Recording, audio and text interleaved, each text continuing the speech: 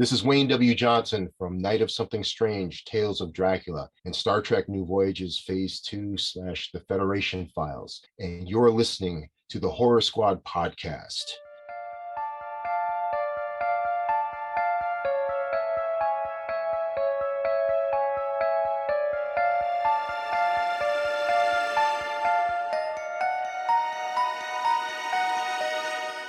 Hello, welcome back to the Horror Squad podcast, episode number 264. Tonight we're talking about Freddy vs. Jason from 2003, and we have a very special guest attached to this episode, correct?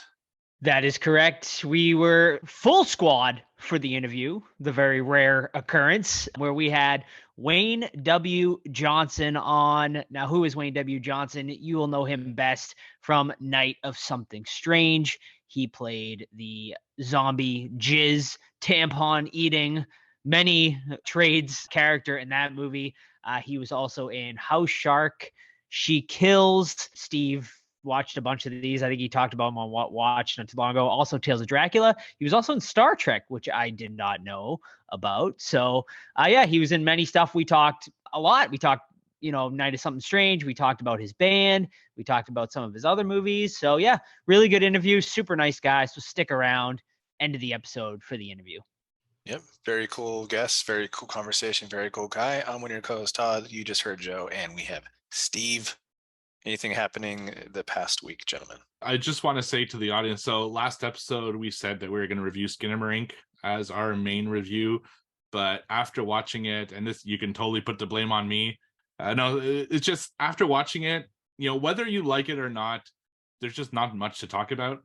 So we will talk about it on What Watched, but to do a full review, I don't know. I just the best way I can explain it is if you go to an art museum and one picture is the mural at the Sistine Chapel and the other one's two dots and a square, and you want us to do a review on the two dots and the square. Now it might make you feel all this stuff, but it's just not really reviewable because there's nothing really to talk about other than metaphors. So I think it's better served as a What Watch. So called an audible, and instead we're doing Freddy versus Jason after that very controversial comment from Joseph last week where he said that New Nightmare is better than Freddy vs. Jason. So curious if he still thinks that after this rewatch. Well, you have to wait until the review. Can I give my quick thoughts on New Nightmare, please? Oh, yes. Yeah, absolutely. What's wrong with you, Joe? Great movie. So whenever I rewatch the series, because I think we all do that, we go through Halloweens and Chucky's and all that shit every few years, but New Nightmare is always at the end, so I always thought maybe I had Freddy fatigue, I didn't give it a shot, so watched it fresh, and man, I can't get into it. I like it less and less each time. I don't like the earthquake stuff. Heather Langenkamp's not that great an actress, neither is Freddy Krueger, obviously. Robert Englund. No, it's a miss. Please don't make me ever watch it again. You won't have to, don't you worry. But I was glad to see I wasn't the only person that did enjoy the movie. A lot of the people in the Discord enjoyed it. And yeah, I definitely have some strong feelings about Freddy versus Jason as well. So yeah, I don't know. After I made that comment that last week, I was like, that might have been a strong stretch to say I liked it better. But after watching Freddy versus Jason, I can say with absolute certainty that I swayed one way over the other, and you'll find out later on during our review. Excellent. All right, guys. So because the questions are pretty much all Freddy versus Jason related, we will put that segment at the end after the review, because it'll kind of flow better with the review. So instead, how about we get into some What Watched? And how about we start with the movie we were supposed to review? So Joe, I think this is one of your What Watch. Tell me about your thoughts on Skinamarink, and then I'll chime in with mine. Absolutely. I have quite a double feature tonight between Skinamarink and Outwaters. Two very similar style movies in a way, because they're both very weird and obscure sort of. But yeah, so all right, let's get into it. We'll start off with Skinamarink. I had heard so much about this movie, just very divisive, obviously. Very basic plot synopsis is a couple of kids I think a brother and a sister get left. Well, they don't really get left home alone, right? They just sort of, their parents sort of like disappear in the middle of the night, and the doors and the windows in the house also disappear, and they're left in a sort of haunted house, whether it be a demon or a ghost. We really don't know, but that is essentially the entire plot of the movie, and the plot is very kind of slim to the actual movie, because I mean, this is a complete like artistic approach, I guess you could say, by the director.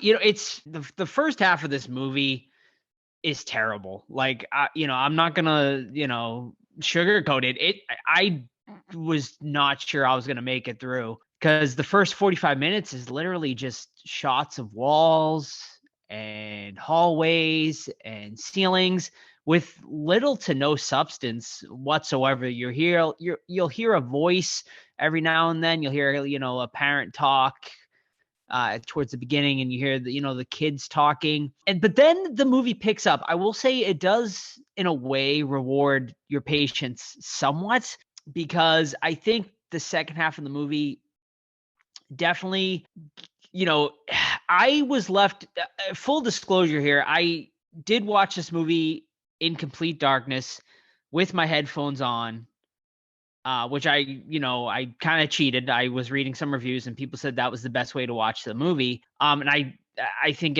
it definitely is, because the loud noises and the voices, I definitely jumped in the second half of this movie on a few moments because of the loud noises. But being immersed in this movie helps, for sure. Because the creepy moments, I definitely felt it, but there's just so few, creepy moments in the movie that when it did work, it worked. When it doesn't work, it absolutely does not work.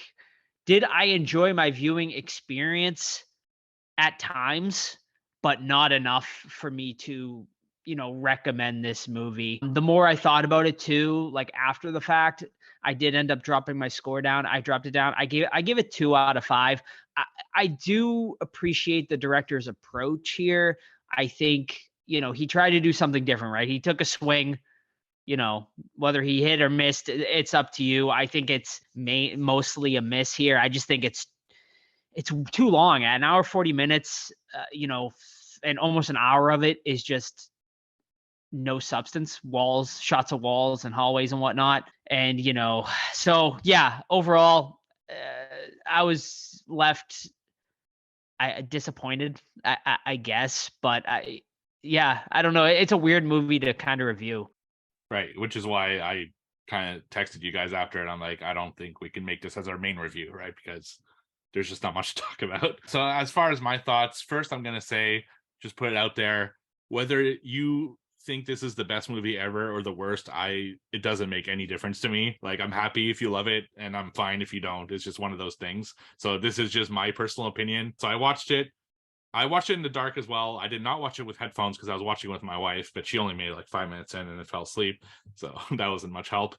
And I did a lot of soul searching after watching it, looking at the comments and everything, and I can confidently say that this is probably my least favorite movie I've ever watched, like, period. I would rather watch Tickle the Clown ever, period. Like, I've never seen a movie that's deep, bro. I personally didn't like as much as this one. I would rather rewatch Tickles the Clown. I'd rather rewatch Dash Cam. No. Trump versus Illuminati. I'd rather watch Trump versus Illuminati. God. So yeah, Wow. I did not enjoy this experience at all. It is too abstract for me. It reminds me of when I was in college and I did art, and I felt the same about modern art.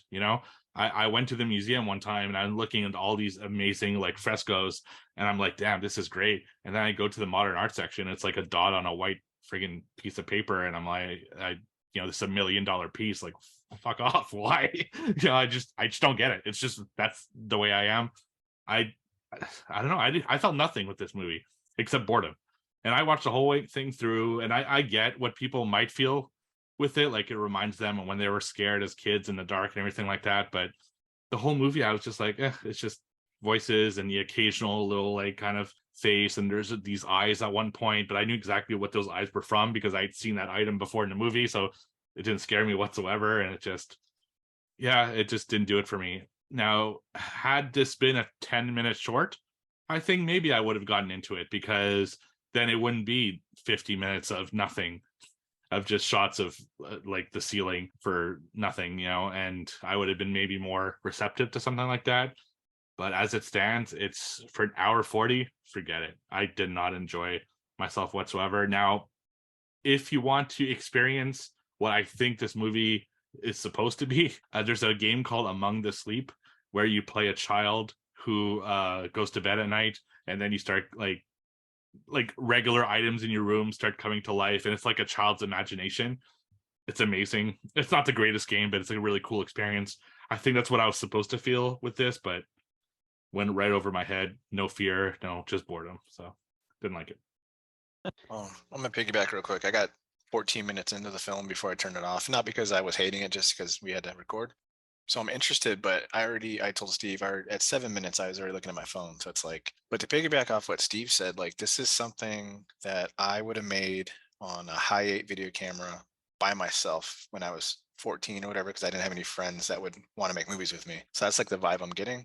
I'll try to finish it, but yeah, bummer. Yeah, I mean, it's not something.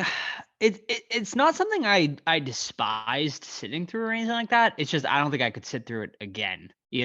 And like I said in my Letterboxd review, like this movie shouldn't require so many like prerequisites to like sit through it. Like you should not have to be in the dark with headphones on. Like you should just be able to turn on a movie and enjoy it for what it is, and that is a problem. I am like sort of like I'm in a weird spot where I'm a little more in the middle, because I do respect the director like for doing something. I've never seen anything like it. It's unique, so I will give it that. But I think it just needed some refinement for sure, like a lot of refinement actually. You got any watch, Todd? I know you've been moving and stuff, so. Yeah, I do have quite a bit of backlog since I was by myself for 3 weeks or whatever. Did I mention Parasite to you guys at all? No, I know it's not a horror movie.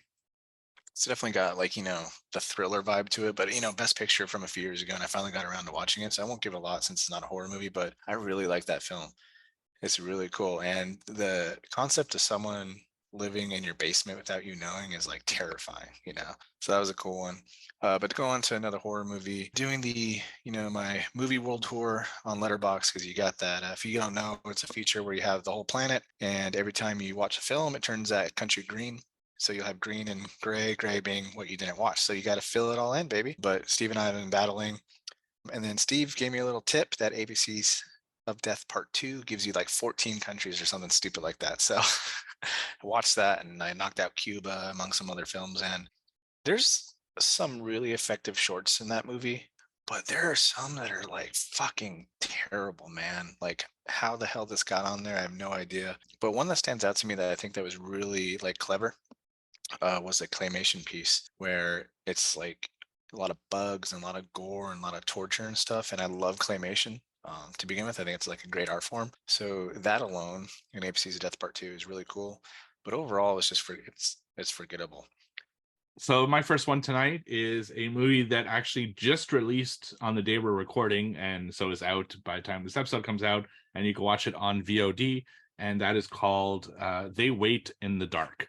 So we got a screener for this, and the story is about a woman and a little boy. They seem to be like kind of in poverty. They're on the run. They're kind of renting hotels, and you find out that she is running away from her partner. So the boy's kind of other adopted mother. It's a lesbian couple. They adopted this. They're a white couple. They adopted a black child, and they're on the run from the other woman in that relationship. And you don't really know why. And it kind of takes the perspective of both the woman and the boy, with a friend that's trying to help them out, and then the other woman who's trying to get the boy back and chasing these two people. And so they eventually go back to their childhood, or her childhood house.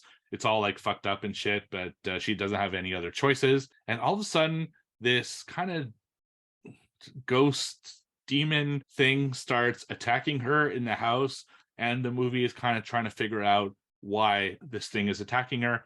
And as it stands, the only person who can see that demon is the little boy. So that's kind of the gist of it. Now, it does go into a really interesting place, but I just don't want to say it. It's a brand new movie.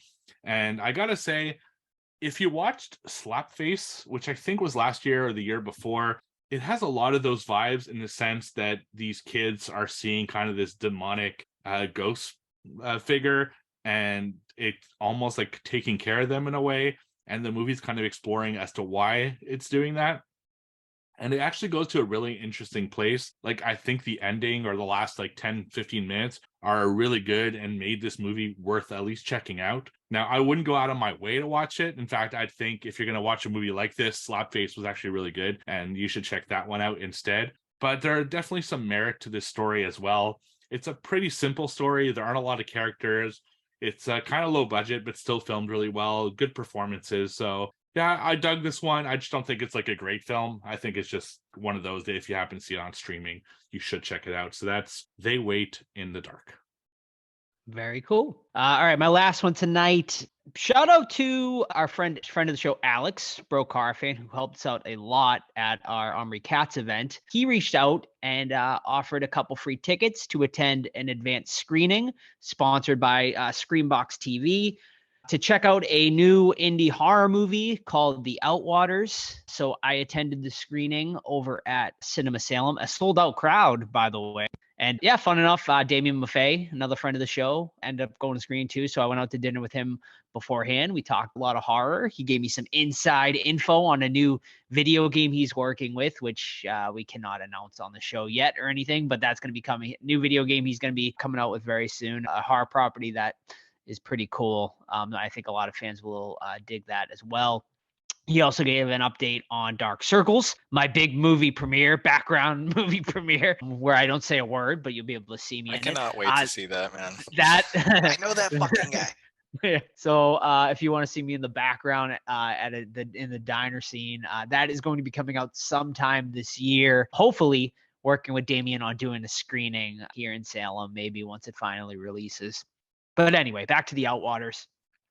So yeah, The Outwaters is about it's shot found footage style, kind of reminiscent, of it kind of wants to take you back to the times of like Blair Witch. It kind of opens with these people have gone missing, and they actually shout out Screenbox TV. They also sent us promo box with like a missing flyer with like the missing crowd and stuff like that and whatnot. So thank you for sending the promo box as well. But yeah, so it's about four friends who are in a band that end up heading out to the desert to shoot a music video. And from there, they start experiencing kind of like strange phenomenon. They hear these loud lightning sort of crashes at night, and they put their at one point they put their microphone in the ground and they hear it screaming, like the ground is screaming. So they they're experiencing all this weird stuff, and then from there shit really pops off, and this movie goes absolutely bananas in the last half hour of the movie. But I fucking hated this movie. I hated it worse than Skinamarink. It's almost like what Steve felt about Skinamarink is like me with this movie. Man, it's like the first 50 minutes is fucking complete incoherent shot after shot of just like nothingness. It's like the guy like turns on his camera for a second, like puts like it's like a footage of like him and his friends kind of talking or doing something stupid, shuts off, next clip, like, and this just happens for the first like 45, 50 minutes of the movie. And there's just like no semblance of a plot at all there. I honestly would have rather have watched like dark shots of the fucking ceilings like in Skinamarink than this. It was just really tough to get through. I actually audibly sighed in the theater, and Sam like kind of had to hit me to be like, hey, like, that was loud. Like, but yeah, I will say the movie gets better, I guess, once they get to the desert. But it's just, once again, like, it's just not like nonsensical, but it's like, it takes you down this weird fucking nightmarish Like it's kind of like being stuck in a nightmare you can't get out of, which sounds terrifying. And there are some like legitimately like really great scenes, but it just goes nowhere, you know? And it's just fun. It was just frustrating to sit through because like, you know, it's like shots of like, you know, blood, like blood on the ground. It's like really tough to follow too because shot found footage, like a lot of the scenes are in complete pitch black, and then they'll shine like a flashlight and like you just see like a little beam of light with some blood and some body parts. It was tough. It was tough to get through. I really disliked it. It just did not connect with me. I think other people might like it because it does go fucking full bore bananas. Like the last like 30, 40 minutes is fucking insane. And I think if you can like So did you like it or not? Damn. Well, like, this is no, great. no, there's nothing. I hated it, but I will say like the last 30 minutes is an experience. And if you can make it's just once again like Skinamarink, like you have to sit through like an hour of absolute just like bullshit to get to the good stuff. But is the good stuff worth the ride? No. So I'll leave it at that. Yeah, so I also watched it because we got a screener for it as well. That's why I got to watch it, and I agree with Joe. You know, so I liked it more than Skinamarink because in this, even though they were showing kind of bullshit, at least there was something going on, you know, that I could look at and connect with. It almost felt like in that first hour that they were just trying to kind of release their mixtape because it was constant like people singing their original songs like in the background or at a party or on their own. It was weird. It was almost like they're just trying to get this music out and then they actually get to the movie in the second half. I was intrigued as to what was going on at first with the super loud, you know, thunder, and then you saw the lightning and you didn't know what was going on. The problem is, you know, we talk about shaky cam in found footage films and films that are kind of this style, and geez, this is like so shaky you can't see anything. It's like the person is purposely just taking the camera and shaking it throughout the entire kind of last 30 minutes. It's either dragging on the floor or it's like, you know, floating in the air or whatever the case may be. Now you do see some interesting shots in here. You see tentacles, you see all this kind of weird shit. It'd be cool if I actually got to see what was going on, but you never really do. It's just so nothing, and it didn't do much for me either. I can't say I liked it, but at least there was something for me to watch, you know, so it wasn't as boring, but still not a great week for for movies like that. So yeah. Yeah, and also I I, I don't know. Like I kind of want Todd to watch it because like I don't know if like how he would feel about it, but I mean there's some interesting stuff in here, and I will give the director credit on that. But once again, it's just too obscure. It's very it's weird because like this and Skinamarink are similar but so far apart, like at the same time. But they're very similar styles, I suppose. So I mean honestly, I'd be interested to see what both of these directors of Skinamarink and Waters do next. 'Cause I think there's definitely potential there. Steve disagrees. I can tell. I'm like, hell no. All right, I got my last one.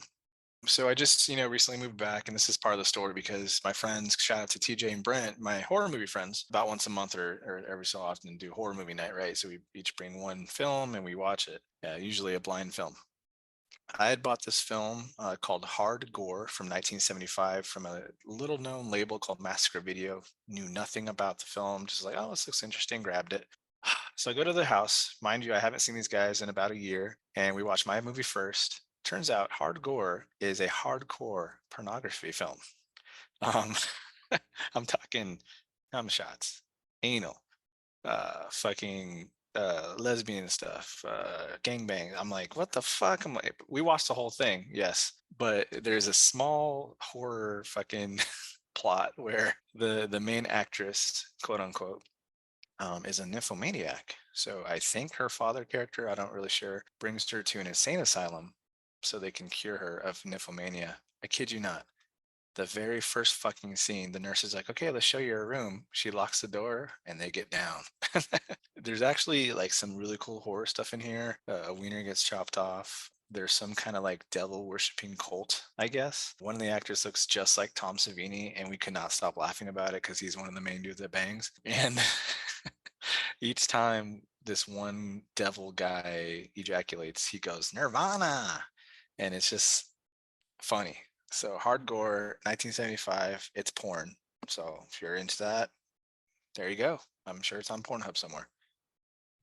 Apparently, it's going to be the year of getting dicks cut off because I've seen a few movies Another dick year. Yeah, for sure. All right, so my last movie is a movie that Joe talked about last week, and one that I'd been very interested to see. It's a 2023 film that I found over on VOD, and that is Candyland. So this story is about, it's like kind of a group of prostitutes, three or four female prostitutes and one male prostitute, and they work at a truck stop / motel, and that's kind of just their gig, is they, have sex with the truckers who stop at this truck stop in the Bible Belt, So there's also this religious kind of family / cult that are, promoting their religion and everything like that to kind of counteract the prostitutes. But one of the daughter of that family is interested to see kind of what the whole prostitution thing is about. So she goes and visits them and then kind of hangs with them for a while. And you get a lot of the kind of how those prostitutes live, their relationships within each other and all that stuff. And then some horror starts happening as the prostitutes start getting killed, and they're trying to figure out who did it. And the movie explores who did do it and why, which I don't want to spoil because it's still a very new film. I really, really like this movie. This is definitely, well, right now it's easily my number one. I haven't watched that much in 2023. But like Joe said last week, I wouldn't be shocked if this made my top 10 by the end of the year. It's a very well-made film. I really dug the characters in this. The character building is really great. Like, you really feel for all of those prostitute characters. Their relationships with each other were all interesting. All of them kind of get their own thing that they're struggling with and dealing with, and you really feel for them. And you could tell it's like not a great life because they're essentially getting like abused every day by these, truck drivers and stuff like that. But how they really take care of each other is really sweet. There's also a woman who she's kind of like their pimp, but takes care of them more than a pimp would. She's actually like looking out for those people and stuff like that. And they live at that motel, and it's good, man. And then it gets into kind of the horror section of it, and it becomes kind of a religious / slasher horror. And I really dug that as well. Like, the best way I could describe this is if Saint Maud worked as a prostitute. It's got kind of that vibe to it. And I think if you can find this one, I would highly recommend it. It's like, I don't think it'll be in my top 5, but I do see it maybe being in my top 10 because it's a good one, and I'm glad I watched it. So that's Candyland over on VOD. All right. So before we get into trivia, let's hear from our sponsor, Deadly Grounds Coffee. Everyone thinks because you're a zombie, you don't know good coffee. Well, they're wrong. There's only one brew that gets my seal of approval. Deadly Grounds Coffee is my guilty pleasure. The aroma is so intoxicating. It brings all of my neighbors out of the woodwork. Deadly Grounds Coffee. Coffee to die for and zombie approved. It's good to get a little deadly. Use the front door! Oh, they're so disgusting. Trivia. The points are as follows. Mr. Joe, commanding lead, 7 points. Steve, commanding second place at 6. Myself, in a distant third at 5. So we got 5, 6, 7. Let's freaking go. This is game number 4. Woo! Let's do it. All right, I'll start us Fired off up. tonight. So, Get mine in out. honor of Freddy versus Jason, Oh. our first question is a Freddy versus Jason question. Uh-oh. In all of the Nightmare on Elm Street movies and Friday the 13th movies, remakes included, what is the total body count between both franchises from Freddy and Jason, not including Mrs. Voorhees? So the total between the two? Yes. Interesting. It's tough I'll to give you say. I'll do closest. All right. But if you get it right on the nose, let's You give you get 2 points. 17 points. If you get it right on the nose, the other person gets a deduction of 1 point. No, I was kidding. I want Steve to answer so I can fuck him over. Yeah. I'm gonna go 75. Oh no, it's way more than that. I'm going 130. 130. Well, you would both be wrong, but Todd is definitely closest because the correct answer is 205 Oof. kills. Jesus, really? Jason Voorhees with 157 kills Just to my his boy. name, and Freddy with 48 When does he Kills. kill that many people? Freddy's a bitch. in the entire franchise. Yeah, like, is there a movie where he kills more There's than? There's so 12 movies. on average he kills 12.4 people a movie. Really? Yes. Damn. Nice. I mean, he has 12 movies. So Yeah, that's true. yeah. And Freddy has 8. So Yeah, he doesn't kill it. or as many, 9. right? Yeah, Freddy doesn't Freddy usually always goes up doesn't kill after as many. like a group of 4 or 5 people. Mhm. Okay, I will go. What is the name of the news station in Freddy versus Jason? KRGR. Correct. Very nice. Very nice. It was also a New Nightmare as well. It was also a station. We Oh. talked about that on last week's episode. Yeah. All right. So I forgot to do trivia. So thank you, Kayla, saving my ass this week. I went to your gigantic list, man. That list is so huge. It's big, dude. Yeah. So I really, really appreciate it. So we're gonna start with a guess the subtitle. Hmm. So what Ooh. is the subtitle of Jack Frost 2?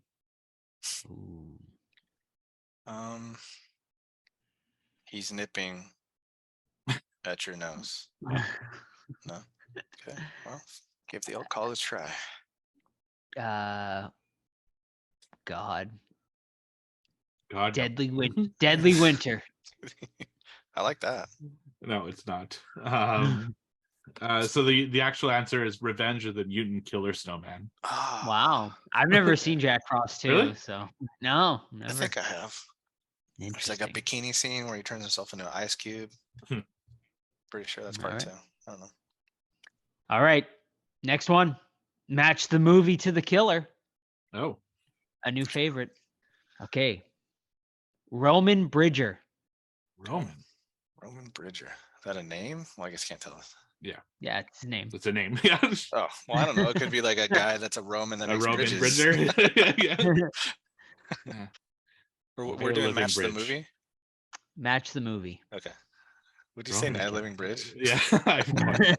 Roman Bridge. That doesn't. It like somewhat a little bit sounds familiar, but I can't have place it at no all. clue. You guys both give up? I thought, yeah. Isn't there 4 Mass- clues? No. Oh, I It's thought just we're okay. Roman yeah. Bridger. I thought we were going Yes. more clues. Roman here. Bridger is the killer. Oh, I'll give you a hint. It's a massive horror franchise. oh, massive horror franchise. Roman. Oh, is it Scream 3? You are correct. Yes. Oh fuck! Really? Damn. Mhm. Yeah, that's the director. Yep. Of Scream. Yeah, that's Yep. right. Or Stab 3, whatever. Sydney's brother. Yeah. Mom's a hoe. Hope so. All right. M. Night Shyamalan's new movie is called Knock at the Cabin. What's the book it's based off title? Oh, you said it in a couple episodes ago. What was it? Ooh. And I remember it was a better title. Yeah, much better. title. It's weird. What's I don't behind the know. cabin door? Incorrect. I got nothing. I don't remember. Nothing? Oh. I did just read about this the other day too, but I can't even remember. The title, and I think is a very good book. Hopefully the movie does it justice. Although the author just said he hated the ending from the movie, so we'll see. Yeah, I heard they completely changed the ending. I did read Yeah. that. It is called The Cabin at the End of the World. Yeah, Oh. it's a good name. Interestingly, good name. Todd, he's actually the author's going to be at a screening here in Boston coming Oh, up like cool. this week. You gonna do it? Probably not. I think it's on a work night, so I'm not even going to make it out, unfortunately. But All right. Tagline: oh, Death doesn't take no for an answer. Death Becomes Her. Wrong. Damn. Final Destination. Correct. Very Nice. Oh, nice one. Lovely. Alrighty. 3 letterbox reviews. Guess the movie. Let's do it. Okay. Let's go. Number 1. All right. One of the most inexplicably awful studio movies ever made that I will still find insanely rewatchable. Okay. That could be so many things. I know. Right. Okay, yes, this is as bad as its reputation suggests, but rock star woman playing guitar randomly is the greatest scene in any of these movies. Hold on. I have one in mind, but I don't want to say it because I don't want to lose my. Say it. No. Do it. All right, continue. All right, ready for the last one? Uh-huh. He spent the majority of it on a fucking boat. This series is testing my patience. Jason Takes Manhattan. Correct. I still don't recall the girl playing guitar though. She does. Yeah, it's like a rocker girl playing it. See, right? I have a picture of it actually for fun. Oh yeah. Okay. Oh, okay. Yeah. I can't remember that now. Yeah. Mm-hmm.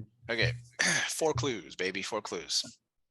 Clue number 1: high school kids, which can be any. That's fucking- it. Yeah. That's That's a good one. 80s. Yeah. That's a tough one.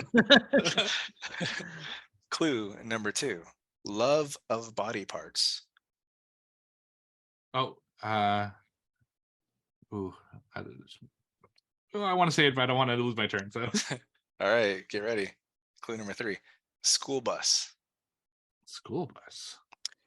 High school kids, body parts, or love of body parts. School bus. Oh, Oh, I got one in mind, but again, okay. I don't want to say it. Ready for clue number 4: Yeah. Mm-hmm. every 23 years. Jeepers Creepers 2.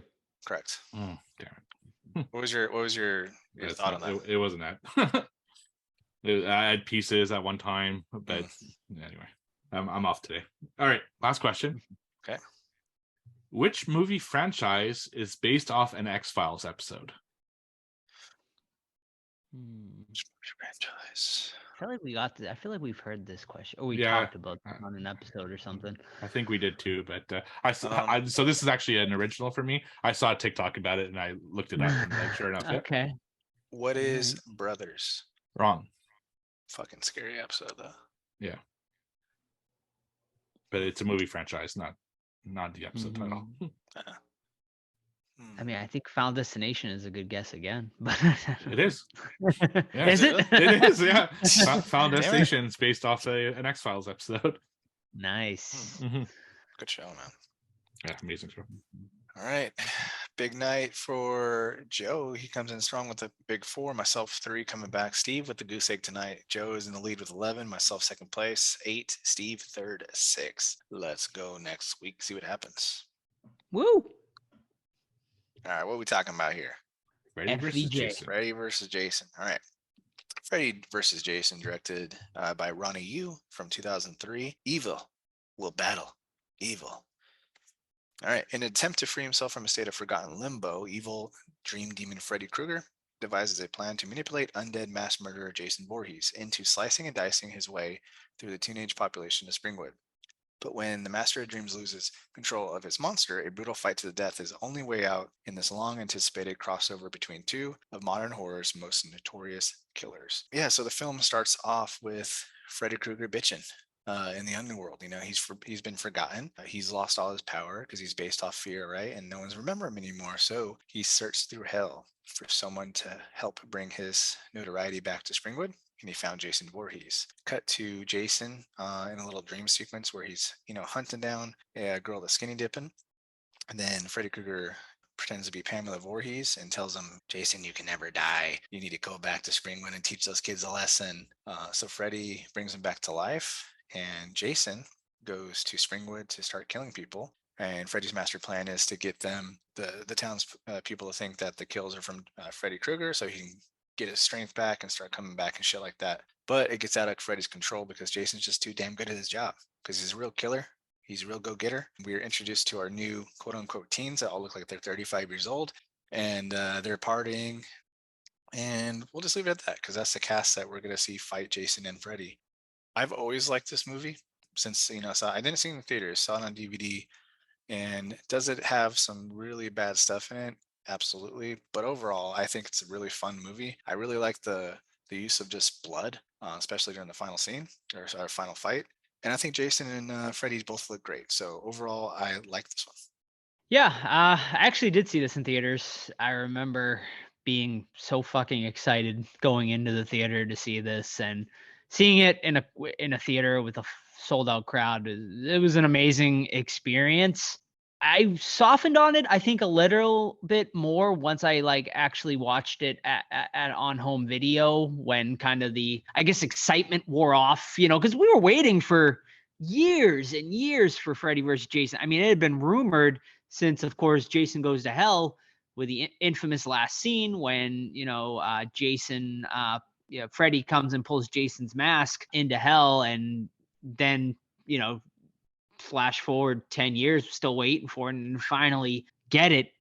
So I hadn't watched this movie in its entirety, probably in about 7 or 8 years, I would say. It's been a little bit, but I remember this movie quite well. I think the plot is genius here. I really do. I think Freddy being forgot about and pulling Jason, out to do his dirty work was great. I think it's a great way. I mean, because how else are you going to do a movie like this? It's kind of tough to pull them together, but I think it was a pretty smart way to bring both these franchises together. Jason and Freddy look great in this. Now, of course, the big controversy is Kane Hodder was not asked to come back for this. And yeah, I mean, I think Kane deserved it. I think Kane absolutely deserved to get a call to come back for this. I mean, he was, in the last 4 movies, he deserved it. But of course, the director wanted Jason to be a more taller, imposing force.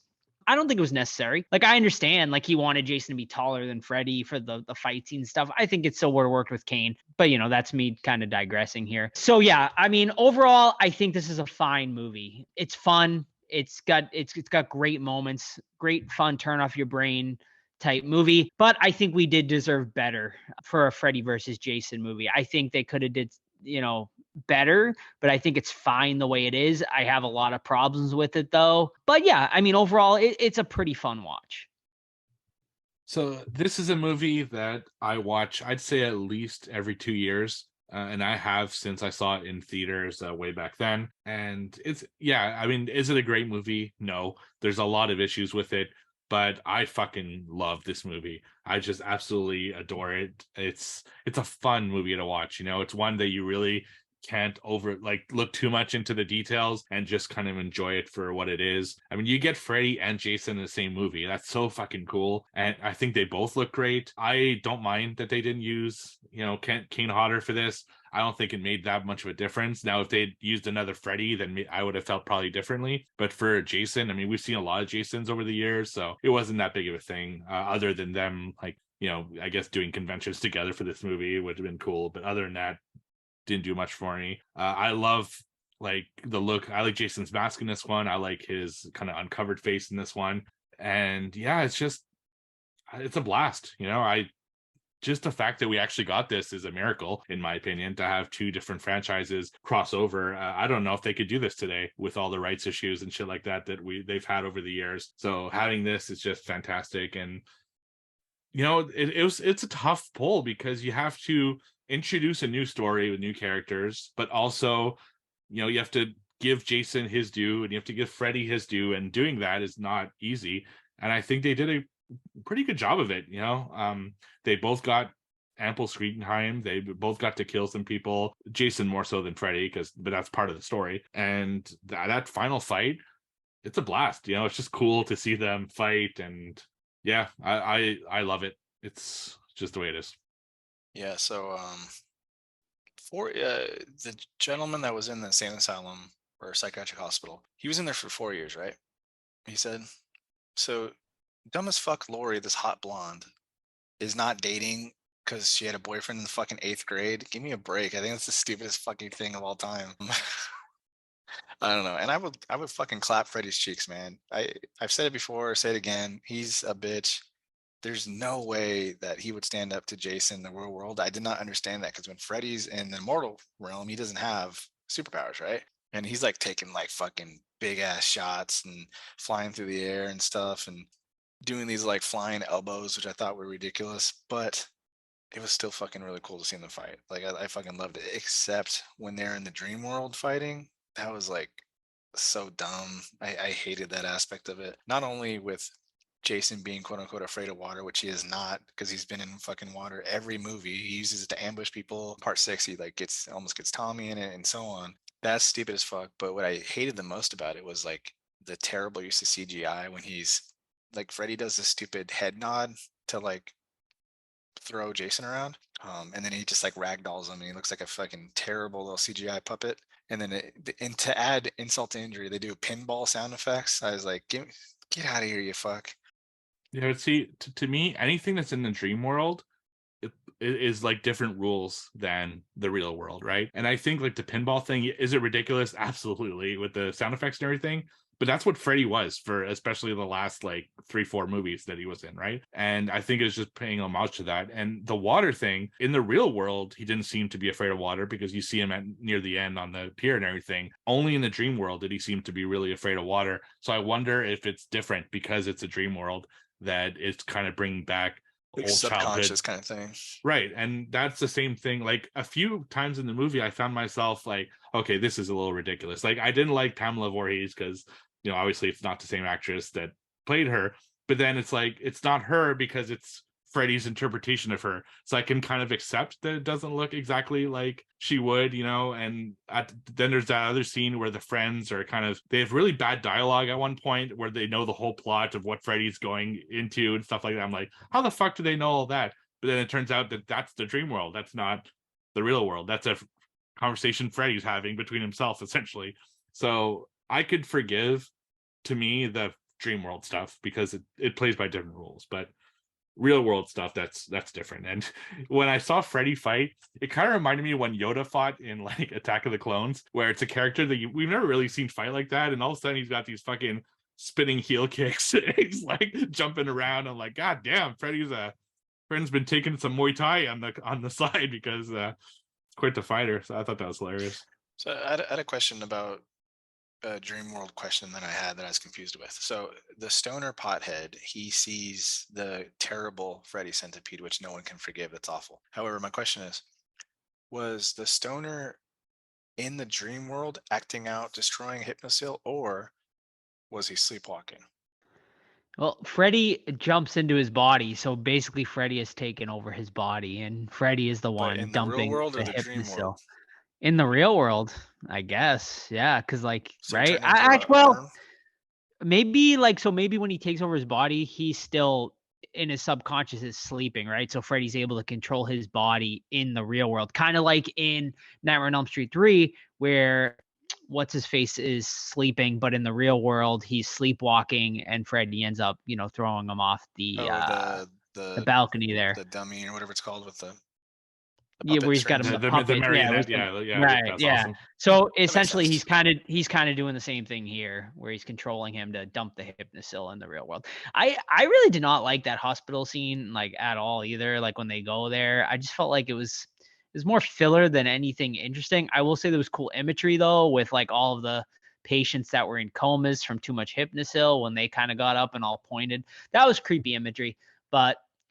Yeah, so my biggest problem with this movie is the human characters, which I mean I know is not a big deal, I guess, to some, because it's Freddy versus Jason, right? You only care about Freddy versus Jason. But man, when Freddy versus Jason aren't on screen, I did not like anything like about this movie. I mean, there's just like no one's interesting here. Like there's none of these characters are good. Like there's no good character building. And I think some of the best Nightmare on Elm Street and Friday the 13th movies have good character building. Part 1 of Nightmare on Elm Street, part 3 of Elm Street. I mean, you care about these characters. They build them up. Even Friday Part 2, I really connected with those characters, like when they're out at the bar and stuff like that.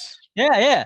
And I mean, and that's so important, I think, to the plot. And I know, yeah, okay, Freddy versus Jason, this is a battle thing. But man, I think this movie could have been so much better had they actually got better character build, had better character building, and you actually like cared about these characters. Because fucking Kelly Rowland was, I'm sorry, she was terrible in this movie. The And when she worst, was dude. when she was trying to fucking like call out Freddy, it was just cringe more than anything. That's And exactly my notes, dude. and she even throws out like a homophobic slur, which is just terrible, obviously, and made me cringe. I completely forgot about that, Yeah, honestly. And I was so like, man, that would not fly today. I watched a TikTok video about that. That was a studio change. So the Jeez. studio wanted that in. The original line was a line that Jason said that's in from Friday the 13th, and I forget what the line is, and she says it to Freddy, right? And Freddy says something to the effects of "wrong franchise, bitch," and then Jason's in the back of her and kills her. That was the original intent of that scene, but apparently the studio stepped in and made that horrible fucking homophobic line with the Christmas sweater. So that sucks. Yeah, no, absolutely. I mean, she's terrible. She's one of the worst characters. I mean, our leading lady here, Lori, which nod to Halloween, of course. You even have what's her face in the PJ Souls kind of baseball cap there as well at one scene. Yeah, I mean, I don't know. I just did not really enjoy any of these characters, and I felt like we were just going through the motions until we got to Freddy versus Jason. When Freddy versus Jason are on screen, great. Other than that, though, it's not a good movie.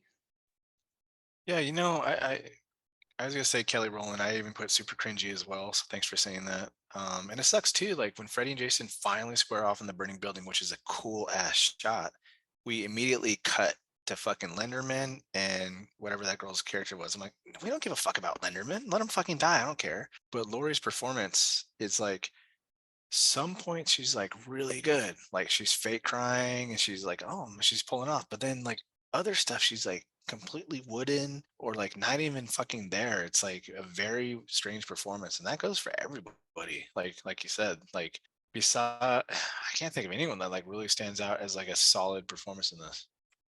I'll give you one, and I think the best characters in this are the guys from the that escape from the True. mental institution. I think they have the best story. They're actually interesting characters. I really liked the redheaded kid. I can't remember his character name in this, Unless but I his thought ass.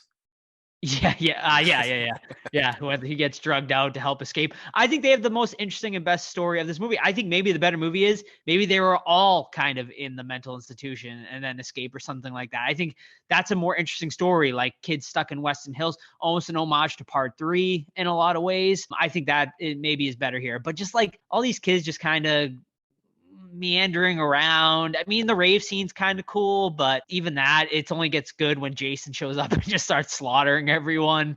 But yeah, I mean, it's just, I know like a lot of them are supposed to be going through trauma because like their boyfriend died and stuff, but I just wasn't connecting with any of these characters.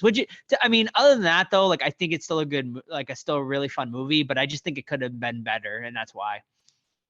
One plot point that I really love about this story is that, of course, Freddy brings in Jason to make people remember him, but then Jason starts like stealing his kills and he gets pissed off about it. I really love that's what ultimately leads them to fight each other, is that he's like mad that he's getting his kills stolen by Jason. I thought that was a really cool plot point. I love that scene where he's about to kill someone in the dream world in the boiler room and he can't because Jason did it first. I thought that was really hilarious and awesome. And I really like, and we kind of went right to the middle of the movie. I like the intro to this movie, how it kind of really quickly explains who Freddy and Jason are, just in case, I guess, this is your first watch. I mean, it had been a long time since those franchises had kind of ended, right? At least the mainline franchise. So I really like that they show kind of Freddy before he got burned, and a classic like Friday the 13th scene. A woman takes off her clothes, goes swimming, and then Jason goes after her. So I thought that was a really great way to start this whole thing. Mm-hmm. It's actually my favorite part in the entire movie. Honestly, I think the intro is fantastic, and we get it's probably my favorite part of the movie. I don't think it gets much better than that. The fight scenes are fun and everything, but I think that really tells the story of the characters and everything. And it was great. Like when Jason kills the girl and then like all the other kind of Freddy messing with them, with all the other victims kind of going and talking to him and stuff. And you kind of see, I mean, I will say Ken Kersinger, who played Jason, he does a really good job of conveying emotions and stuff through the mask. So, I mean, it was he does a great job as Jason here. But yeah, I mean, just like Freddy, like licking the photo after he killed the child, it's just like gross. It's disgusting, but like it's really effective. You just say, "Oh, what a creep," I agree, Steve. I love that. You know what's disgusting is the rave dude that tries to sexually assault that girl. Rapey, yeah. You vote for Jason to kill his ass. Like, ugh. Yeah. You know what else is disgusting? that Freddy makes the girl's dad try to make out with her in that one Oh, scene. that's right. Yeah. Fucking Freddy, dude. I'm telling you. Yeah, that's what Joe's cosplaying as this summer. So My that boy. character. Anyway, here's the child predator, Joe. Yeah. Hey, he wasn't a predator until part 8, until the right. remake. Yeah. He's just a child killer, which is still wrong. That's but right. Yeah, right. Yeah. Oh, he's just a child killer. My mistake. Yeah. One thing that I noted, and this brings us back to our New Nightmare review last week. So at one point, Freddy gets a demon makeup, and I thought, wow, that is a better demon makeup than New Nightmare's demon makeup, and I thought they should have used that instead. I thought that would have been a fucking better job than what they did. 100%. Yeah, I actually think I mentioned it in the review last week. I love that look. I think it's badass. It's very, very brief though. I wish kind of it was a little longer, but yeah, it's fucking badass. I actually have a question for, I guess, Todd, because he is the biggest Friday the 13th fan out of the three of us. Did it bother you that this? I personally feel like this is more of a Freddy movie than a Jason movie. I feel like it almost feels like a Nightmare on Elm Street movie with sort of Jason as a special guest. Do you think Jason had his fair share of screen time? Did you want, because I wish we got more half and half, half at in Elm Street, half Crystal Lake, sort of kind of like the intro to the movie where Jason's kind of walking around Crystal Lake killing people. Yeah, I think it's a double-edged sword because similar to Michael Myers, there's no personality there. There's no talking, things like that. And it was kind of shitty that Jason was used as a plot device, to keep it moving forward, and that was pretty much it. And then it honestly fucking pisses me off that he doesn't just stomp Freddy in, you know what I mean? So that's annoying. But, since I love Jason so much, of course, the Jason fan would want him to be the centerpiece, but I also understand that you can't base a movie like that around a silent person.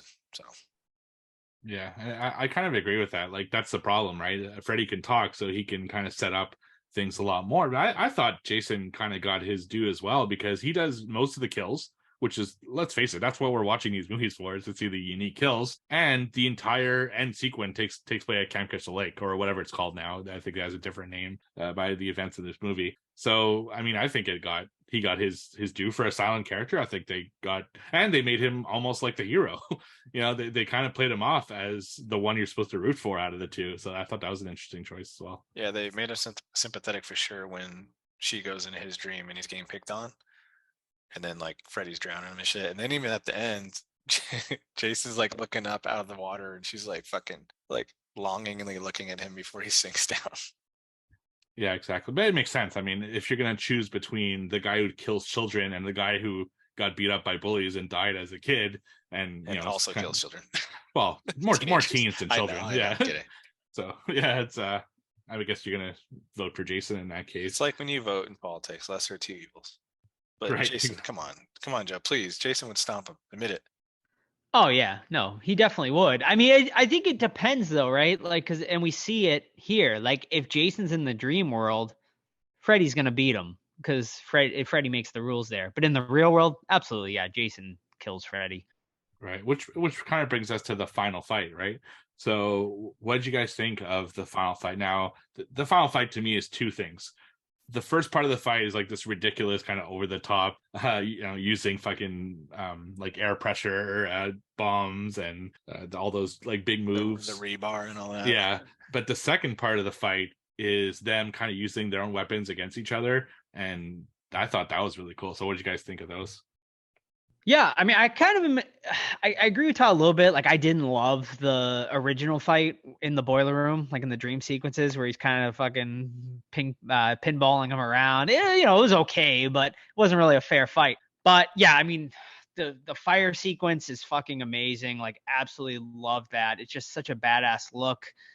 And then, yeah, my absolute favorite, though, yeah, is when they're finally on the dock of Camp Crystal Lake with fucking Freddy poking fucking into Jason's eyes with the blades. That's fucking brutal. I loved it. Fucking Jason ripping Freddy's arm off and then using the fucking glove to fucking stick it through him at the end. I mean, it's badass. I loved it. Yeah, 100%. It's fucking great. And I love when they come into the cabin too, and it's that guitar riff, fucking let's go. And when Jason is like crawling away in the dock, like, and he's just fucking hacking at him, and just the blood splatting up. There's not a lot of gore in that scene besides the arm getting ripped off, and of course he punches through him. But there's a lot of like just fucking blood flowing, and I love the practical look on that. It was cool. Yeah. You know what I didn't like about that fight though is when Jason's on the ground and Freddy looks up at him and he says, "Pamela." And he's like, "Pamela, that's my mother's name too." And then they stop fighting and then they join forces together. That was a kind of shitty. Jason and Freddy, Dawn of Justice. Yeah, that's right. No, sir, I really liked the final fight. I thought it was thrilling. I'm happy that they actually gave us like Freddy versus Jason, right? Because I've seen movies where they promise like a big fight between characters and you don't get it, and that is so disappointing. So I'm glad that they actually went there and had kind of gave them their fight. And I love that they were using each other's weapons. I thought it was just really cool. Especially when he has like he kills him with his own glove, kind of he has his whole arm. And yeah, it was really cool when we think Jason's back on the deck or the pier after getting blown off, and then it reveals that it's Freddy. That's like a really cool shot too. Yeah, absolutely. You guys got any more notes before I get into the questions? Nope. No. All right, let's get into the questions. It'll spur a little bit more conversation here. So, of course, you can ask us questions on social media at the Horror Squad Podcast or on our Discord. First ones are audio questions. They are from our boy Chuck. So, Chuck, what is your first question? Hey, Horror Squad. Chuck here with a few questions. First question, if it was real, would you take Hypnosil? No reason to, unless you're chased by a dream demon. Yeah, no, I enjoy my dreams, so yeah, I'm taking them. I have a ball of Hypnosil though in my collection. I enjoy when I'm in your dreams, Joe. You are. You've been in them. Nice. Steve's been in them. Good times. Everyone. I also had that bottle of Hypnosil. I think I got in one of the boxes. Bandbox. Yeah, Bandbox or I think something. it was. Yeah. I'm kind of on the other side because all these kids have been dying for years, right? Because of Freddy killing them. And they actually found a solution that can save all the kids from getting killed by Freddy. And they decide that they don't want to take it anymore. And what happens? A bunch of fucking kids get killed again. So is Hypnosil really that bad of a thing? It's kind of preventing all these deaths. Like, I don't want to bring real world shit into this, but it's kind of a debate we're having now where it's like, do we have freedom and have a ton of people die, or do we have kind of control at the being everyone safe, right? It's a great point, man. And even the blonde character says that, like, oh fuck, like I brought Freddy back to the town's kids, and he acknowledges that he fucked up. Yeah. All right. So Chuck, what is your second question? Fuck, marry, kill Kelly Rowland, Monica Keena, or Catherine Isabel? Ooh, killing Kelly Rowland right off the bat, banging Catherine Isabel, and marrying Monica Keena for sure. Yeah, if I'm basing it off their characters in the movie, I'm absolutely killing Kelly Rowland character. And then, yeah, I think I would agree with Todd. Yeah, fucking Catherine Isabel's character, and then marrying Monica Keena's character. Yeah, if we're going by the movie, I think that would be my order as well. In real life, I like Kelly Rowland in real life, so she'd maybe be my Mary in real life, but in the movie, I wasn't a big fan of that character. I like Catherine Isabel's like smoking though. Oh man, in this movie. So yes, shout out to her. What's her boyfriend say? Don't make me tell you again, babe. Oh, fuck, what an asshole! I love his kill though. Fuck him. Yeah, what best kill in the movie probably. I agree. Yeah, for sure. And Chuck, what is your final question? With Kane Hodder being replaced by Ken Kersinger to play Jason, and Robert Englund coming back as Freddy, let's say in the future they do Freddy vs. Jason Part 2, and Robert Englund's not available, who's your pick to take the mantle?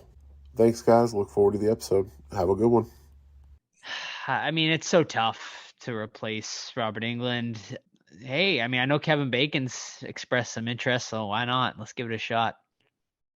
I don't know the actor's name, but he was in Freddy vs. Jason. Scott Farkas from Christmas Story. And I think he looked pretty convincing as like a creep. Zach Ward. There you go. I think he could pull it off. Yeah, maybe. Yeah. Yeah, for sure.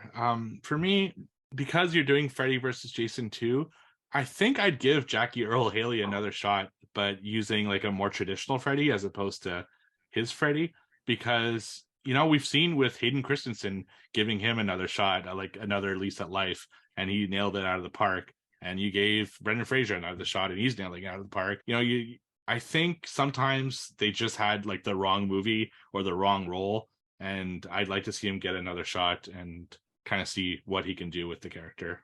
So that's what I would do. So thank you, Chuck, for the questions. We really appreciate it. So the next question comes to us from Cozy Fall Girl 13. What you guys from any other horror icons will you want to be against? So what other two characters from a horror franchise would you like to see fight each other? Ooh. Candyman versus Leprechaun, just like we talked about with Tony Todd. Let's see it. I still can't believe someone even entertained that idea. Yeah. I don't know. I would have loved to seen Ash in something, man. I know they didn't. Why they didn't do it? Because they wanted. That was supposed to be Freddy versus Jason too. They were supposed to introduce Ash. It would have been amazing. Yeah, Ash versus would have anybody been would be cool. Mm-hmm. Yeah, I don't know. Like it's a tough question. I mean, to me, I always thought like Leprechaun versus Chucky, because they're both wise asses, and they're I mean, Leprechaun would probably defeat Chucky because he's got like actual powers and stuff. But if they made Freddy with the dream world work with Jason, I think they can make Leprechaun and Chucky work as well. So that's at least my thought with that. I think it'd be interesting. I just want a new Leprechaun. It's been a long time since we've seen anything in the Leprechaun world. Mm-hmm. Chucky versus the Puppet Masters. Right. All of them. All right. So next question comes to us from your geeky neighbor. That's Joseph. I know the film's ending is left open for discussion, but who's the winner or not? I believe Freddy won. It's just too bad the studios couldn't decide whether or not they really wanted to include Ash in the movie or not. The studios didn't like the idea of Ash not getting killed and had to be the winner of the fight against Freddy or Jason. Of course, Ash has to be the winner in the long run. Am I right? Great fun film. I remember when when that movie released originally, it was such a fun experience in the theater. The crowd was having a ball with it. Yeah, I actually had read that it wasn't the studio that wanted Ash. I think it was from what I heard, it was Bruce Campbell. Like Bruce Campbell said, I'll only come and do this movie if I win. And I guess that was part of the sticking point, because I think obviously I agree with it though. Yeah, I kind of agree with it too. You can't really kill Ash, like he's supposed to be the hero, right? Like, so I get it, but I there was some sticking point. I don't even know who they wanted to win. I don't know if they wanted Freddy and Jason to kill off Ash, but I don't know. We'll never know, unfortunately. As far as the ending, I too agree. I think Freddy wins. I know Jason is holding his head, but I think Freddy winking at the end signifies that Jason is in Freddy's sort of dream world. So that was my interpretation of it. I'll just disagree to disagree. I think Jason wins because he's holding his severed head. Yeah, I think I'm gonna go Jason in this one. For the same reason as Todd said. I mean, I think Freddy just still alive. Still somewhat conscious, so he's still there, but he's clearly lost. At least that fight. They're both alive still, right? He lost the battle, not the war, right? That's that. So they're setting up the sequel, and I would have loved to see Ash. Of course, there was also the rumor that they were going to use Pinhead to end this movie, and I think that might have worked more, at least just as a teaser for this movie, because they're kind of sending him to hell, which would have been really cool, and would have fit better with kind of the ending of Jason Goes to Hell. So have Freddy vs. Jason 2 in hell. So that would have been pretty awesome as well. So thank you, Joseph, for the question. Next one is from Mike. Two iconic monsters duking it out has been a fun idea for some time now. What monster slasher tag team movie matchup would you like to see on the big screen? So we talked about versus. What about a tag team? I got it, because I thought I saw this question earlier, so I thought I had time to think about it. I'm going to go Pennywise and Art the Clown versus the Killer Clowns. I love that. I mean, I think Pennywise and Art got it, right? Yeah, probably so? because like Penny. Well, because yeah, I think because Pennywise can literally pretty much morph into whatever he wants. So yeah, and We art can't and top art that. has some supernatural tendencies as well, which we're coming to find out and learn about. So Yeah, he's a baby head. the killer cons got their cotton candy guns though, fucking the right shot, and they could turn them into cotton candy. So Can't top that answer. Yeah, I agree. That's a great answer. So we're just gonna go with that. The next series of questions, and I believe the last series of questions, are from Caleb. While this wasn't my first intro to Jason X as a 4-year-old, this was the first horror movie I remember seeing in theaters. What is your first memory of these two icons? Ooh, great question. very good The last question. one was great too, man. We can talk about that all night. Team Oh ups and yeah, everything. yeah. Always a great. I also would love to see the Djinn and Leprechaun team up against someone because they're both like magical. I wonder why we haven't seen one of those movies either for a while. No, yeah, we haven't seen a Wishmaster, a Leprechaun. They only did a minute. 3, right? Wishmasters. I think. Yeah, So. I think was it 3? I Okay. saw just 3. Yeah. Huh. Yeah, and Leprechaun. I mean, I don't really count the new ones. I only count the Warwick Well, the Davis last ones. one was pretty cool. It was okay. Yeah. It definitely was decent. Better than I don't know. Origins. I wonder if they're Holy fuck, that Origins was bad. Origins bad, yeah. Yeah, but I think Lyndon Porco could like come through with another good one. Yeah, for sure. Good. He was great, yeah. I still follow him on social. He's been doing like body work for the Chucky TV series, I think, and stuff like that. So yeah. All right, now I lost my train of thought on the question. Oh, first experience in the franchises. Okay. God, I mean, definitely Elm Street was, I think, first. Part 1, I think I watched it with my sisters when I was like a really young age. And then with Friday the 13th, probably part 8, I want to say, was the first one I actually watched in its entirety. And again, definitely at a younger age. And it honestly might have been my friend Mike who just sent the question in. He's like one of the biggest Friday the 13th fans I know other than Todd. And I used to watch so many Friday the 13th movies with him as a kid. Well, Mike is legit. Mm-hmm. I honestly cannot remember, to be honest. One of the first Freddy memories is the VHS tape of part 4. That really cool back art. But man, I cannot recall first time seeing either of them. I remember my first time seeing A Nightmare on Elm Street. It was my cousin's birthday. He's born October 29th, so it was like a Halloween party, so it kind of fit the mood as well. Friday the 13th, I don't remember the first time, but it was very young as well, because I remember I dressed up as Jason probably like 1990, so I was 8, very poorly, I might add. It was like a hockey mask, not actually Jason's mask, and you know how it is. But yeah, that's probably, I don't remember exactly when I first saw it. I dressed up as Freddy Krueger in kindergarten, and I can't even imagine. My parents let me go to school like dressed up as Freddy Krueger in kindergarten, because I remember so vividly when I was in kindergarten, all the kindergarten class would like walk through all the other classes like in elementary school as like sort of a parade, so like everyone could see your costumes. And I remember being in my Freddy outfit, and like I'm just like, wow, like I don't even think like schools are so soft now. I don't even think they would allow like a kindergartner to dress as Freddy. My kids aren't even allowed to go to school in any costume. Right. Oh wow. Crazy. But everyone else was like a fucking Power Ranger, and then you're fucking Freddy. That's funny.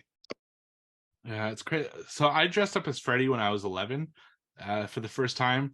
And I remember this vividly because it really marked me. I had, so obviously I didn't have like official merch, right? I took one of my like mom's sweaters, which was black and red as opposed to green and red.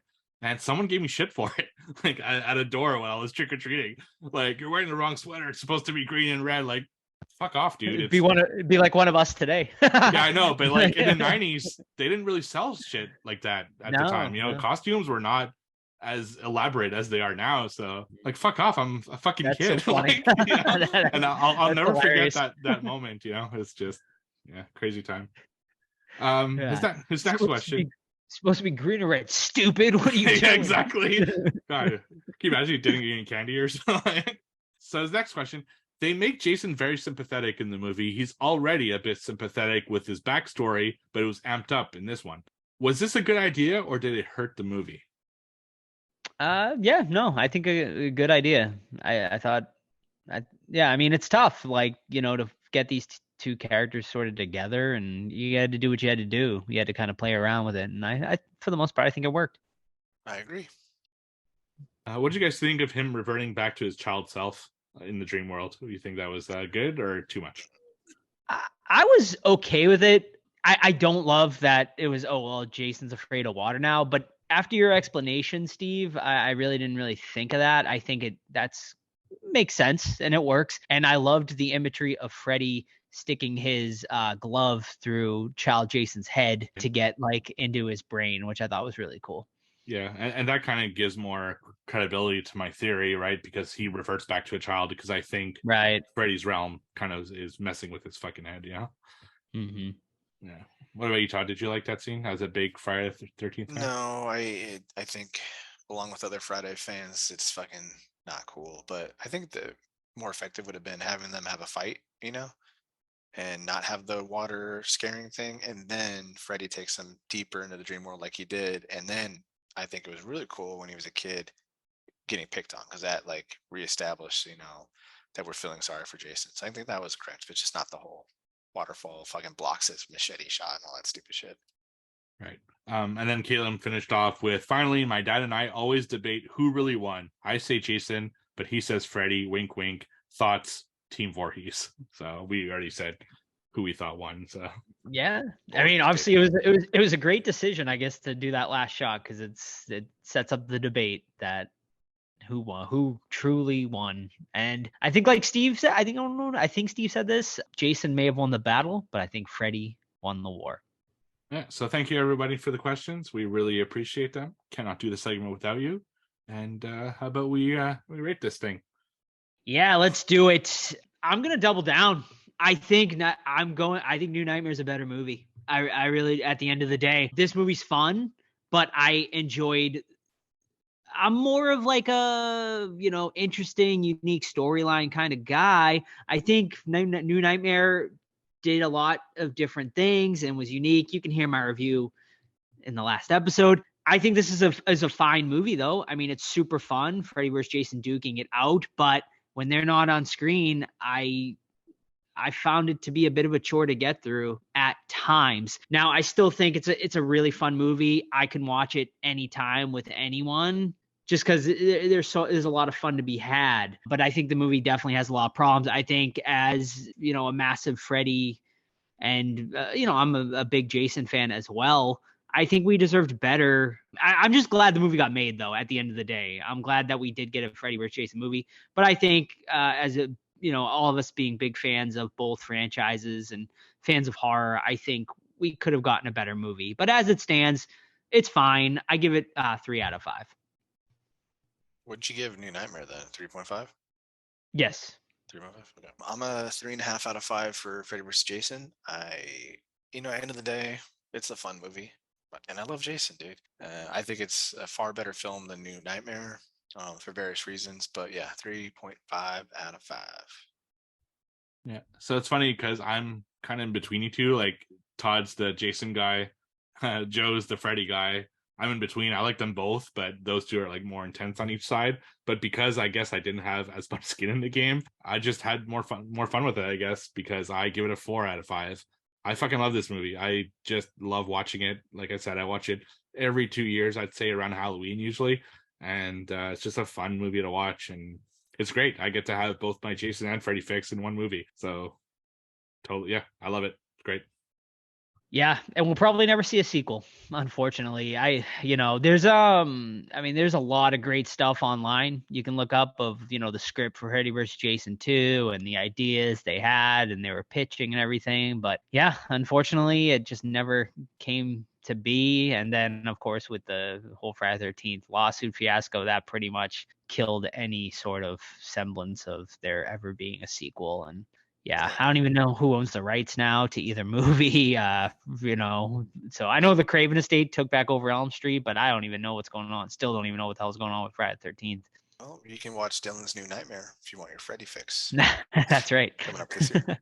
But yeah, I mean, what do you guys think is next? I mean, obviously we know what's going to happen with Friday the 13th. The TV series on Peacock's coming out, which I'm super excited for.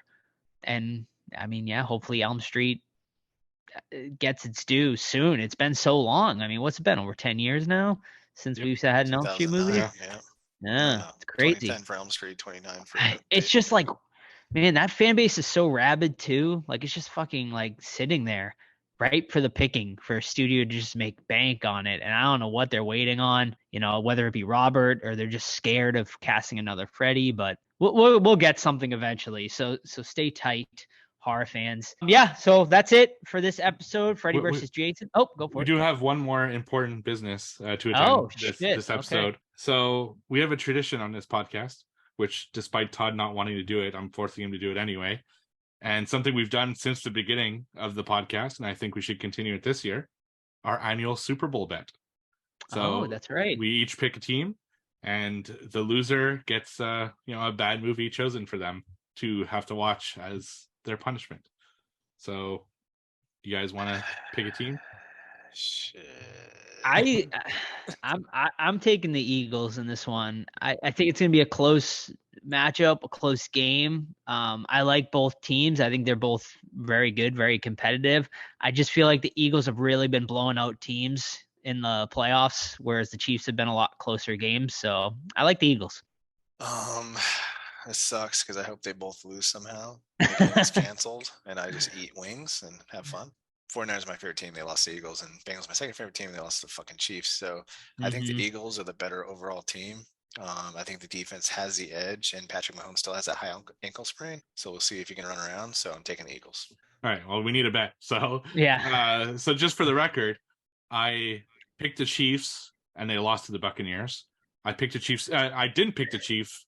They fucking won the Super Bowl, so I lost again. Okay. So by taking the Chiefs, I think Philadelphia, you should prep a Super Bowl party because I have no fucking luck with the Chiefs in the stupid Super Bowl. But I will take them because I need a movie, and because it's 2-1, I will gladly take a punishment movie from each of you. Skinner-Marak, bitch. Of course you will. You're watching Skinner-Marak again. I've already seen it, so yeah. I don't care again. We'll force you to watch it. Yeah, and if I win, though, you each get a separate punishment movie. Sounds good. Awesome. Well, there it is, folks. The Super Bowl bet. So stick around. So watch the Super Bowl, and you'll be able, have a little bit of root and interest for fans of the show. But that'll be it for this week's episode. We hope you enjoyed our review of Freddy versus Jason. Next week, our very special Valentine's Day episode, we decided to do something a little different. We're going to do a little bit of a comedy with some horror elements as we review So I Married an Axe Murderer starring Mike Myers. Yeah, I mean, I think we're all excited to check that one out. It's been a while, I think, since any of us have seen it. Is this all secondary watches, or is this a first watch for anyone? I mean, I saw it probably like 94. So okay. Yeah, like 30 years ago. So I think I don't remember it at all. Pretty fresh watches. So yeah. So go and check out So I Married an Axe Murderer. I don't know where it's streaming, but I'm sure it's streaming somewhere. Yeah, and that's it. Check us out on all of our social medias, Facebook, Twitter, Instagram. You can email us anytime, thehorrorsquadpodcast@gmail.com. And the absolute best way, of course, is our Discord. Several channels in there to talk anything and everything horror and non-horror. Just send us a DM on any of our socials, and we will get you a link to join our Discord. Don't forget, stick around for our interview with Wayne W. Johnson immediately following this little spiel. Enjoy, and we'll see you guys next week. See ya. Bye. Yeah. Hello, everyone, and welcome back to the Horror Squad podcast, where tonight we are joined by a very special guest. Horror fans will know him from his many roles in the genre, including Tales of Dracula, House Shark, and, of course, Night of Something Strange. Please welcome actor Wayne W. Johnson. Wayne, thanks so much for joining us tonight. How are you doing? Great. Thanks for having me here, and thank you for including the W. There's like 30 plus Wayne Johnsons on IMDb alone, and over 300 in Central New York. So my hair will only get me so far. So to start off, our listeners might not know this, but we ended up hooking up this interview because we caught wind somehow that you found out that we were going to be covering Night of Something Strange, and you were kind enough to tag us in the film and tag us on social media and stuff. So I guess the first question is, how did you find out we were going to even be covering this movie? That's a trade secret. No, actually, I don't really fully remember. I think every once in a while, I do the Wayne Vane thing, where I just check hashtags and Google the movie or myself or other projects to see if there's any new reviews or things. And the Horror Squad podcast popped up, and I was like, oh, great! They haven't reviewed it yet. And so the first thing I did, as you guys know, is I left a comment saying, are you guys going to do the unrated version or the PG-13 version? And I was hoping it was the unrated version, because the PG-13, it has its place, but it basically neuters the movie, because you can see that for free on YouTube's, and so it's like YouTube's YouTube. And sorry, I'm just still learning how to speak here. But it's I just saw that, and that was really cool, and I was like, oh, and on my personal page, shameless plug here, WayneWJohnson.com, I actually have a section in the news area that I have this whole long list of reviews just on Night of Something Strange, the good, the bad, and the ugly. So and there's been some of each. Yeah. There's people that absolutely love this movie, and there's people that absolutely hate it with a passion. So I can understand both, and honestly, I can't even imagine a cut being PG-13 for this film, because it is glorious when you watch it unrated, and like PG-13, my God, that'd be a downer. It's for free on YouTube, so you can actually see it on there. And it's definitely, there was something, I think the premiere of it, Michael Merchant, the guy with Behind the Dumpster, and the guy who likes peanuts. So you guys are saying, and also the peanut eater. Yeah, him and the director. I think we were part of the chat initially, and we're watching this. And I can't speak for the other guys. I just know with me, it's like, wow, it's a lot shorter, And it definitely changes the vibe. I mean, there's still some stuff in there, but the real good gore stuff. So it is what it is. So why don't you take us back, I guess, to the beginning with Night of Something Strange? How did you get involved in the project, and what was your initial reaction when you read the script for it? Well, believe it or not, I mean, I know the movie came out in 2016, but it actually, most of it was filmed in 2011. Believe it or not, out in Stephen City, Virginia, and around that time, I was a full-time actor for 3 years, and that was my first year. So I was more than willing to do whatever it took to kind of prove myself. And I was already in contact with Ron Bonk. He's one of the producers. He's also director of House Shark and Miss Cannibal Holocaust, among other films. And him and Jonathan Straighten, who was the director of Night of Something Strange, they're a team, and they do a lot of writing and producing and directing and starring in each other's projects. So Ron was already doing working on music videos for my band, Caroline Blue, a melodic hard rock band, kind of like we've been compared to Kiss, with touches of Typo Negative depending on the song and some other things and stuff like that. So he was already doing a couple of videos for us, and so I got within his network, and I saw that they were looking for somebody to play the lead zombie in this movie called Night of Something Strange. And I went, yeah, I'll do it, because I'd hardly done anything at that point. I didn't realize until after I got the script how depraved the script was.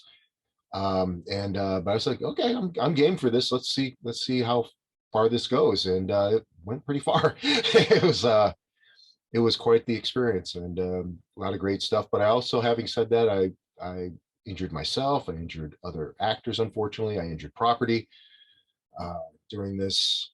So, all right, you can't just say you injured actors I know, right? Telling us what happened. Okay, I'll tell you one of the good ones. Remember the scene in the bedroom with me and Nicola Fiore, girl who I bashed her head in with a TV. Okay, so part of the whole thing, obviously, I didn't hit her with a real TV, and that was actually a very solid older TV, so that it wasn't like something that would just like bounce off your head. It would probably fracture your skull, if not more. So obviously we had to get her out of the way. So they had a cut scene. It's a little bit of CGI type of thing where, I have the TV raised up over my head, and then or pretending like I am. I think my hands were hidden at that point, out of frame. And then I actually grab one of her legs because she's petite compared to me, and I kind of push her off the bed. Okay, and then they have just the plate of the bed, and then later on I crashed down with the TV, so it looks like it went right into her head. Well, when I tend to get a little overzealous. I mean, again, it's my first year, and I was really kind of.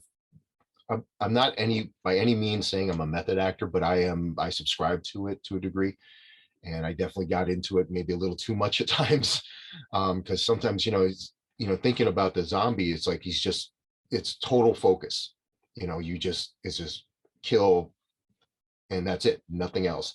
So I kind of got into that mindset, and when I was supposed to just kind of move her off to the side, I kind of grabbed her and almost threw her off the bed, and her knee hit like an old heater on the side, and I could see from the distance like this bruise just on her knee going.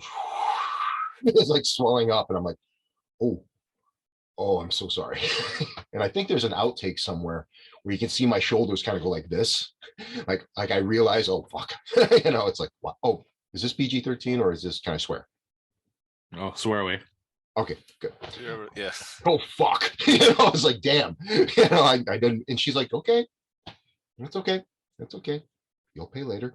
It's like, but she was a trooper. She did a great job, and there's some other things too. I mean, there's times where I get, like I said, I'm single-minded, so I'm not really aware of what's around me or who I'm in front of, and sometimes I'll just barrel them through. Like another scene, when we're in the big parking lot, and you got Trey, who's Dirk, the big hero and everything, and I'm dragging him across the parking lot in there. I'm partially deaf in my right ear, so the director's yelling cut, and I'm still going. I'm still dragging him across, and there's all these rocks that are on the pavement, and he's got padding on, but he's like, stop. And I'm just like, it's stuff like that. Right. All part of the fun. No, of course, yeah. So how was the this movie seemed like it was a blast, to work on. So, how was the vibe on set and the chemistry between you and, all the other actors? They all wanted to stay away from me because I was going to kill them all. No. Everything was great. I mean, again, this was kind of my first year. Actually, for a lot of people, I think they were newer.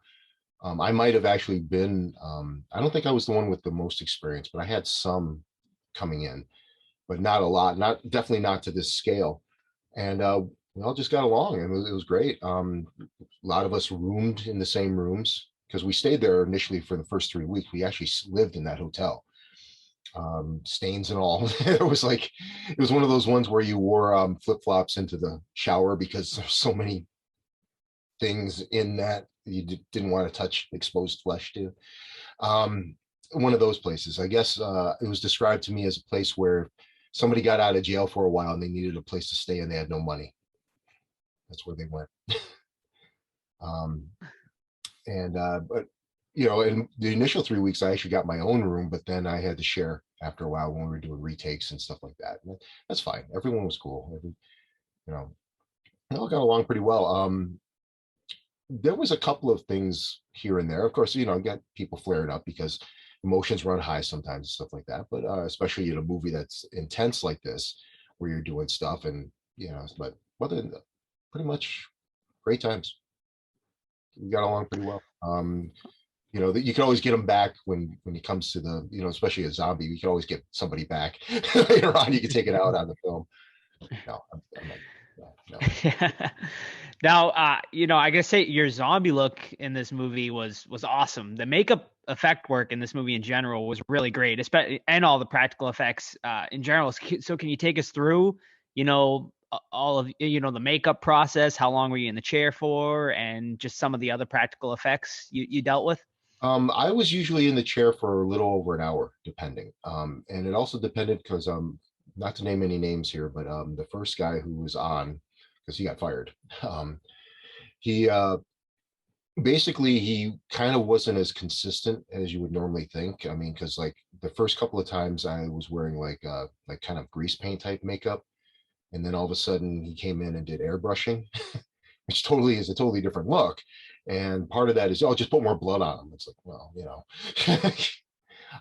and I'm the, but they were all great. It's just sometimes, again, sometimes tensions would flare up and stuff because you're needed on the set right away, but you're still being done. My first night was actually quite painful because um, I had those special effect contacts in, and nobody knew until the last minute that I was allergic to the solution. So my eyes were in major pain. And I was waiting because we started it around 9 o'clock. Everyone started rolling in and getting into makeup and everything like that. By about 11, we would start filming. I wasn't needed until 5 in the morning, but I was already done up at 11. And I had all this stuff on me, which means I couldn't rub my eyes at all. So, and I could barely do anything. And meanwhile, it's like I just sat there in pain. And sometimes the contacts would flare up and go through that again and stuff like that. But for me, I mean, the other people, I'm not sure how long it took for them to get made up. Mine was a little more elaborate. When they first did me, they did the whole thing with the appliance. It did come loose sometimes because part of it went over my mouth. So of course the moisture gets in there and stuff. But I'm a notorious sweater, so to speak. Makeup artists like double their rates when they hear that I'm coming on, because I sweat almost everything off at some point. And a lot of times it's funny. It's just like there's some pictures, behind the scene pictures, I think, where I still haven't posted them up yet. It looks like I have a goiter because it's coming off here. It's just like sticking out here. And at one point they even I guess they didn't have the latex, because when we got to the next artist, the first artist was using an adhesive called Dragon Skin, I believe. And it's a silicone based one. It's very strong, but it's also easy. You can just peel it right off. The second guy had to use latex, and which, of course, when you try to take that off, it disintegrates into a million pieces on your sideburns, and it's a bitch to get off. I'd usually be in a shower for about 40 minutes trying to get all this stuff off of me. I was usually the last one in bed, outside of maybe a crew member or two, trying to put everything away. But it's like at one point, the thing was coming loose, the appliance was coming loose on the bottom, so they were like, "Oh, just duct tape it and coat it with blood." This is duct taping also my hair to my skin and everything. So we got through it. I don't think they used any of the footage, unfortunately, which actually that's a good thing because it didn't look that great. But then that was at the gas station, okay, and the owners there were like, "You guys got to go, we got, and I'm like, I'm in the bathroom trying to rip this stuff off, and I'm ripping hair and everything else. And it was very painful. So that's an example of where I was getting injured, and just sometimes it was very painful for me. But hey, no guts, no glory, right? Yeah, well, it worked out in the end for the movie, definitely. It definitely gets me pissed when I'm filming. It's like, where I've been, there's some reviews were saying he's like really intense. It's like, yeah, I'm in pain sometimes, so I'm letting it all out. Is there a sequence in the movie, like whether it's a gore gag or whatever, that is your favorite sequence? That's a good question. There's a lot of good ones in there. Yeah, it's hard to choose. Yeah. Well, one of the most memorable ones that I remember is in the beginning, where some other reviewer called it the Donald Trump move. They did to in the beginning with Cornelius, where he goes up the dress and grabs it right by. Yeah, I got you. Yeah, and but in the script, I was supposed to just rip that out. Okay, I, for whatever reason, came up with the idea of putting it in my mouth and spitting it out. And the thing was, it would go on that floor, and then I would just grab it and put it right back in my mouth. And because Jonathan's notorious for multiple takes each time, for the most part, it's very rare when it's like only one or two takes. So I have to put that thing back in my mouth, put it out again. It was just kind of, that's a very memorable one. It's kind of weird. When I first saw the film, I mean, again, it was filmed in 2011 for the most part, but then it premiered in 2016, and I'm looking at it in the theater and I'm like, this is weird. It's like I normally have a disassociation, like with the person that's on the screen. I have this weird disassociation thing between myself and when I see myself on whatever screen it is. But this one was really like, wow, it was thinner. more in shape. I was definitely more bold, and doing stuff that I'm like, oh shit, I forgot that I did that. I don't remember doing that. I forgot about beating off in the bushes and stuff. How And could you forget? I'm just kidding. there's one gag that happened. I don't know if Jonathan still has it on video somewhere because he was laughing his ass off when it happened.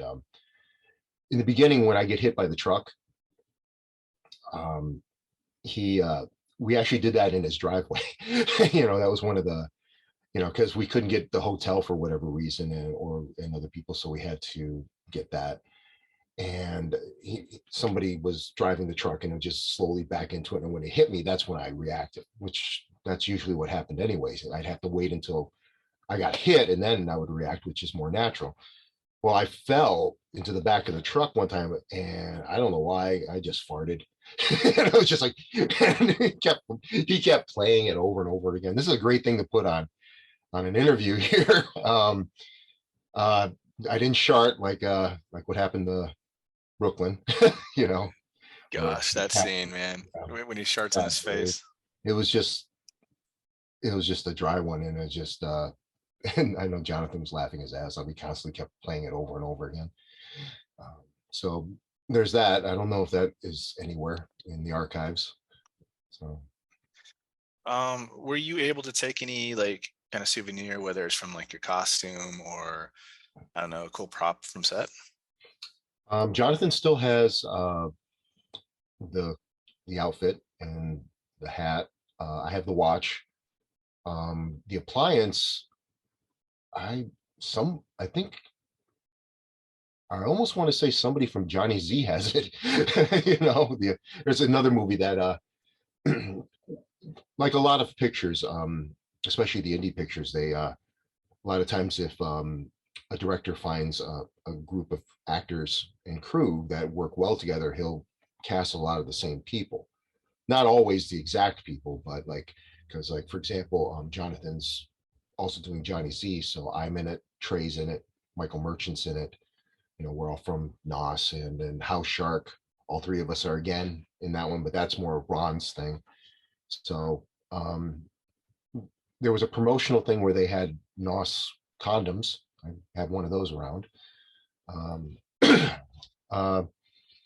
It's weird because I think at one point Jonathan asked me if I wanted the appliance, and for whatever reason I said no, because I'm notorious for trying to collect everything. I'm my biggest fan, so I try to collect everything that I do. And I think I was just so worn out and tired by that point. I probably didn't even realize what I was talking about. I thought, well, we'll save it for the next one. Although they're probably going to have to make a brand new one because what they should have done is done it in 2 or 3 sections. So it'd be easier not only to take off, but it'd adhere better. But it was like one big appliance from basically the top of my forehead down to the Adam's apple, or even down to the collarbone. And the problem with that is, in addition to partially over my mouth, they have to keep adding adhesive to it to make it stick to my skin, so it gets heavier. So of course there's more chance of it falling off. And there were a couple of times it did. And which just reminded me of another scene where I had to with Nicola, where at the end the kill shot is taking her legs and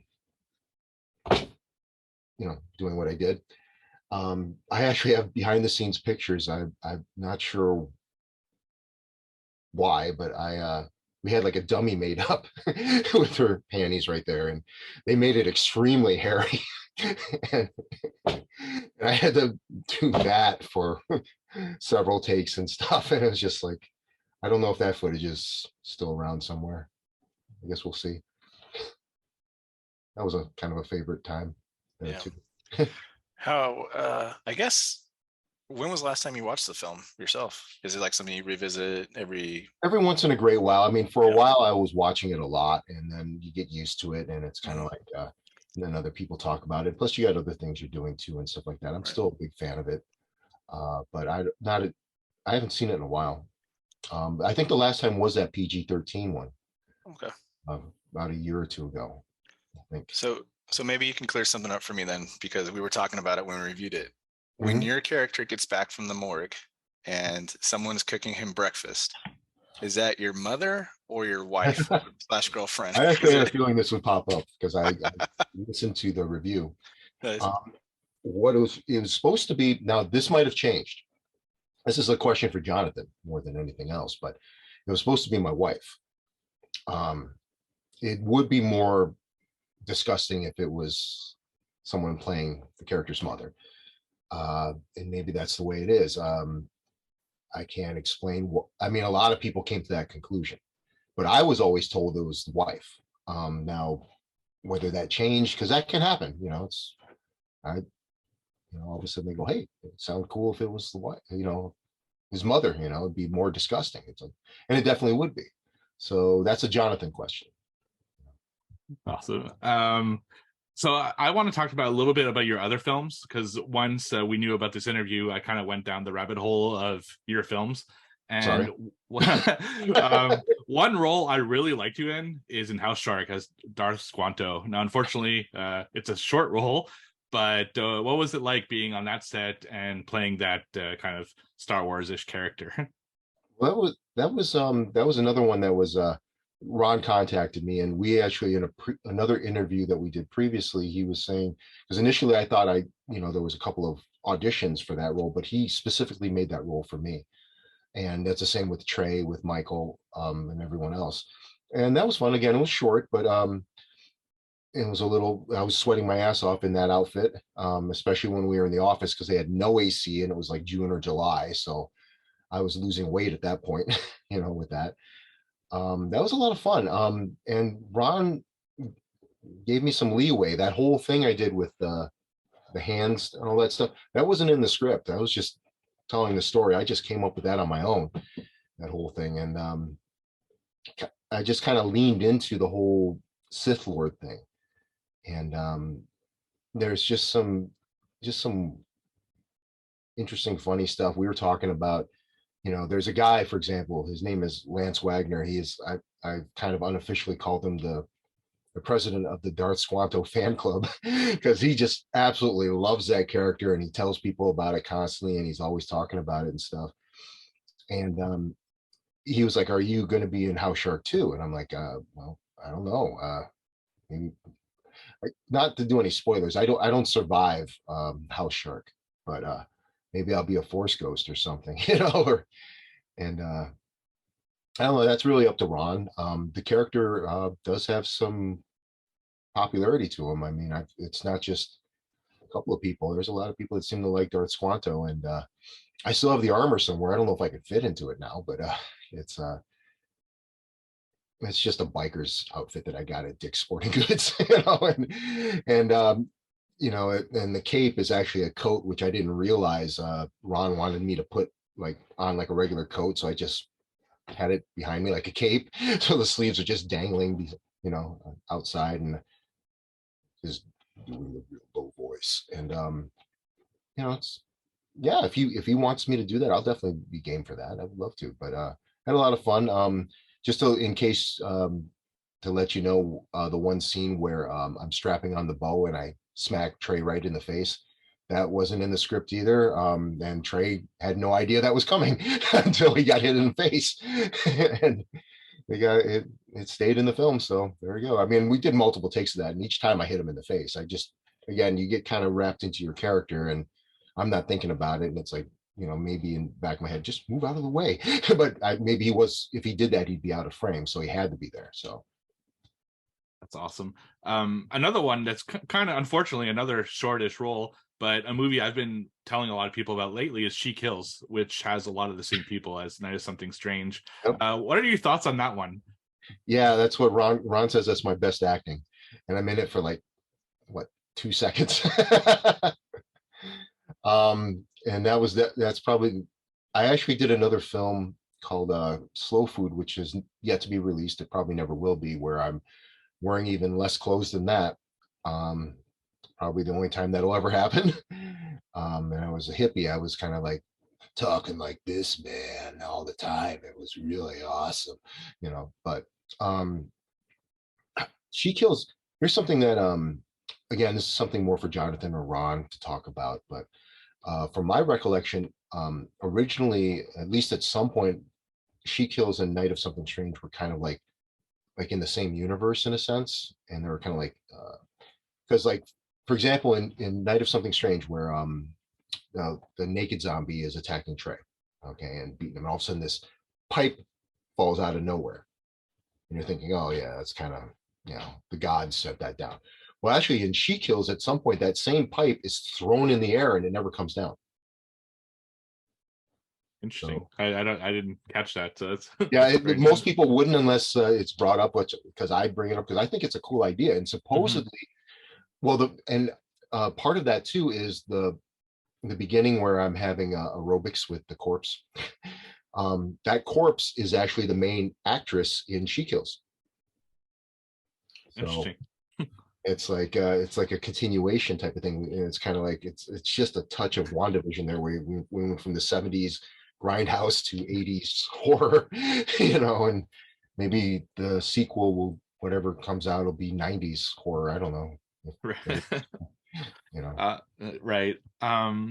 So what other films in your filmography, I've seen a few others, but which ones would you point to and say those are the ones that best represent like kind of my acting skills, so that people can kind of check them out? well, there's a kind of a nice range, and there's some of them unfortunately that haven't been released yet.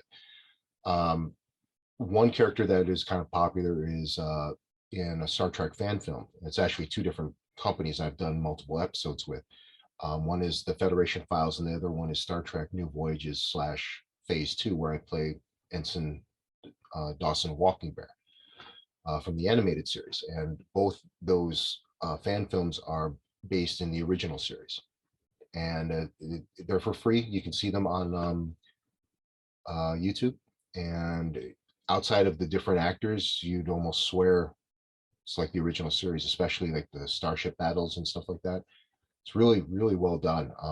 And for a while, I was with New Voyages / Phase 2 for a couple of years, and then they finally got a check off in Sulu, so they didn't need me anymore, I guess. I never really found out exactly why that discontinued, but it is what it is.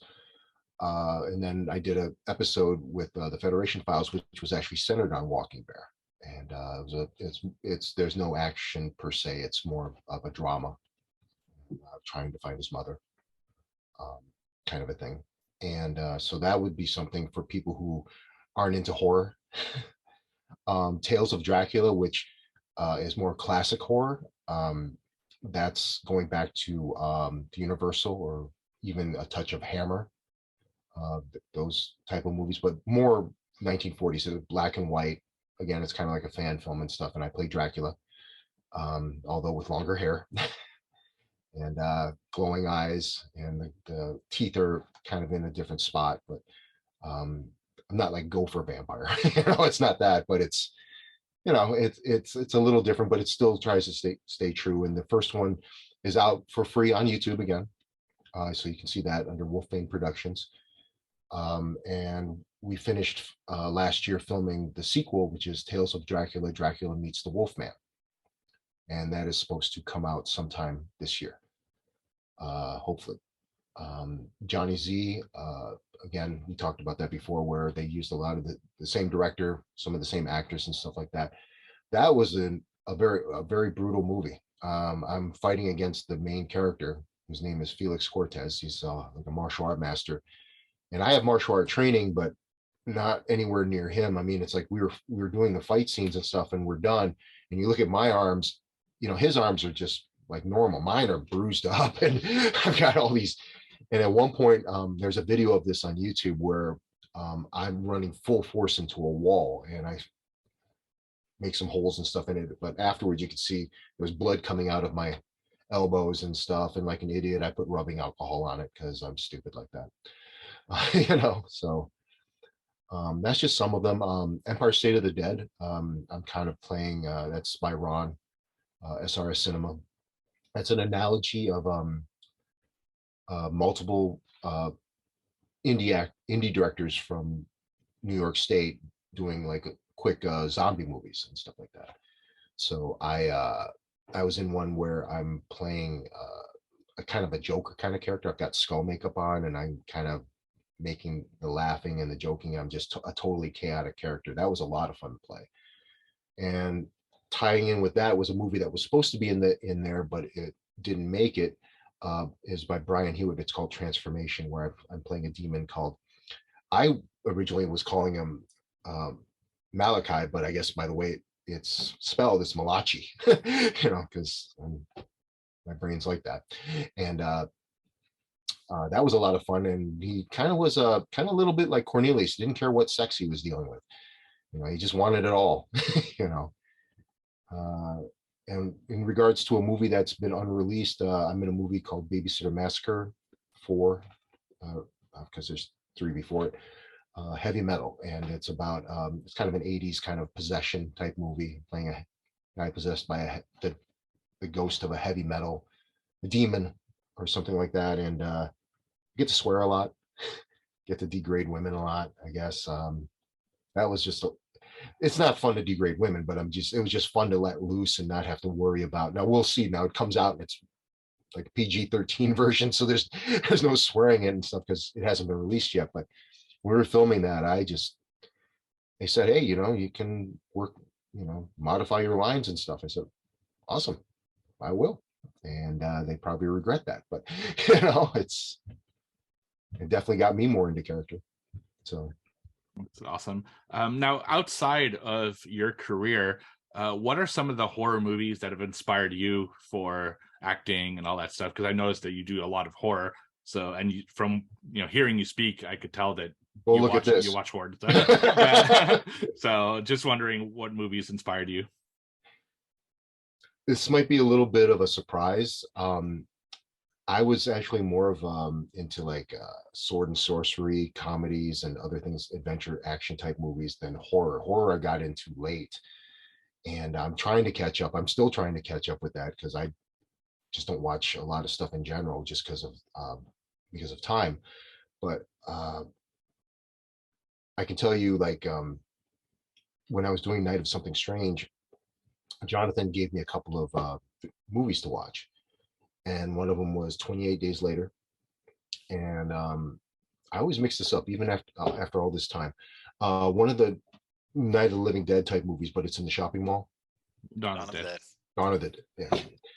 The remake of that, and because he was more interested in the fast zombies and stuff like that. And ironically enough, when I was watching that, I was on set for one of the Star Trek New Voyages Phase 2 shoots, and we would live in these cabins, okay, that they had off set, and just be there overnight and stuff. And I had watched the stuff, and it's like, okay, yeah, okay, I get the vibe and stuff like that and everything.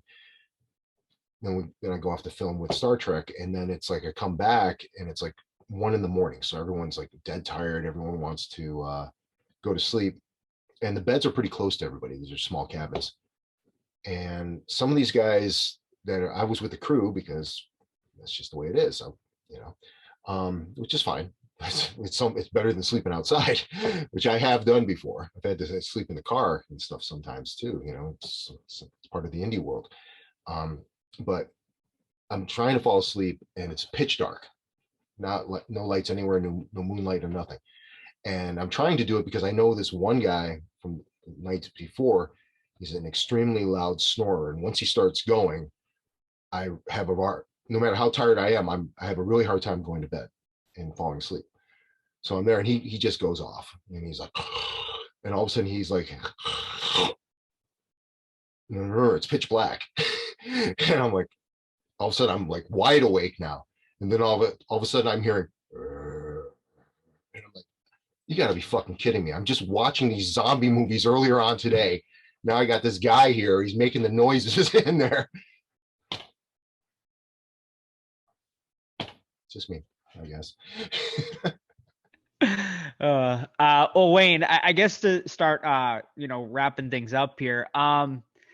11 years since you filmed Night of Something Strange now, and it's still finding an audience. We hooked up because of that movie.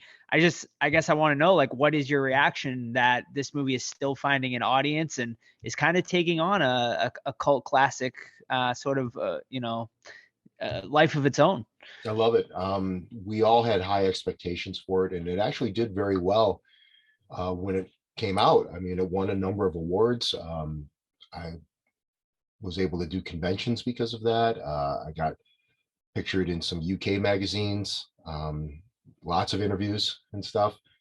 Uh, Great stuff. Did a bunch of panels and everything like that. So I mean, I'm deeply appreciative of anybody who, even the people who don't like the movie, at least you gave it a chance. You know, it's like it's easy enough to just say, you know, okay, vaginas with tentacles coming out, or acidic jizz or something like that. Yeah. But and you guys said it yourself. It's great to watch in a group. I think one guy in the movie was playing in Oregon. I think somebody like was drunk and he walked out and he was pissed at the movie and he was just like yelling at people while he was leaving the theater, and stuff. And it's just like to be a part of a movie that does that. And one of you guys also was saying like everyone, each of the zombies kind of had powers. That was actually, I think that's the first time I've ever heard a reviewer say that, because I used to always say we were kind of like the zombie Avengers. There wasn't a ton of us, but each one of us had a different way of killing, in a sense. And who knows, maybe the Avengers will reform again at some point. There has been talk about it. I do know Jonathan has interest in doing it. Black Mandalia, I believe, is which is distributing Johnny Z. I think there's talk, definitely talks. It's definitely something I think that's going to be happening. It's been a while though, so it's it seems to take a while for everything. Johnny Z was, most of the filming was in 2018. Now, obviously, he had COVID and all that, which blocked everything, but it's always like 5 or 6 years or something like that. And it's like, so by the time we do Nas, I'll probably be dead, before it gets released, or something like that. I'll be like, or I'll be in a cane or a wheelchair, and you'll have to wheel me across or something. I don't know, but I deeply appreciate anybody who discovers the film, likes the film. I've met some great people through the film. A few not so great. There's some people that are a little much, but for the most part, it's been great. I mean, that's true with any kind of film and stuff like that. You get people who, I don't know, it's just they see you and they just like, oh yeah, you're my personal play doll now, kind of a thing. And you just, they think like, yeah, I actually go around, masturbating all over the place, and jizzing on cops and stuff. And it's like, no, no, wrong message. No, yeah, it's not exactly inspirational or anything like that. But this character's not supposed to be inspirational. I hope not. I hope there's not people going out there jizzing on cops because of Cornelius, or doing what the other zombies were doing. But yeah, it's awesome. And I hope more people discover it. It's kind of hard because of especially the unrated version. But then again, if you see the PG-13 version, it's like you're not getting the full effect. So it's weird like that. But yeah, I mean, I'm still shocked they even did a PG-13 version, because that's going to be a completely different movie. It was so weird watching it, because it's like, oh, yeah. That out, oh. And then it's nothing that's going to leave you like plot holes, at least I don't remember, or anything like that. It's just certain things they would cut it. Jonathan would cut it in a way so it was like it just wasn't the full effect, right? Weird, so yeah, definitely don't get the full effect. So everyone, make sure watch the unrated version. Nice, Something Strange. Definitely the way to do it. Wayne, it's been a pleasure. Before we let you go, I know you talked about a lot of the stuff that you have in the works, but anything else you'd like to promote, your social medias, any other upcoming movies, your band? Yeah, you can find me on WayneWJohnson.com, on Facebook, Twitter, Instagram, most formats. I'm not on TikTok.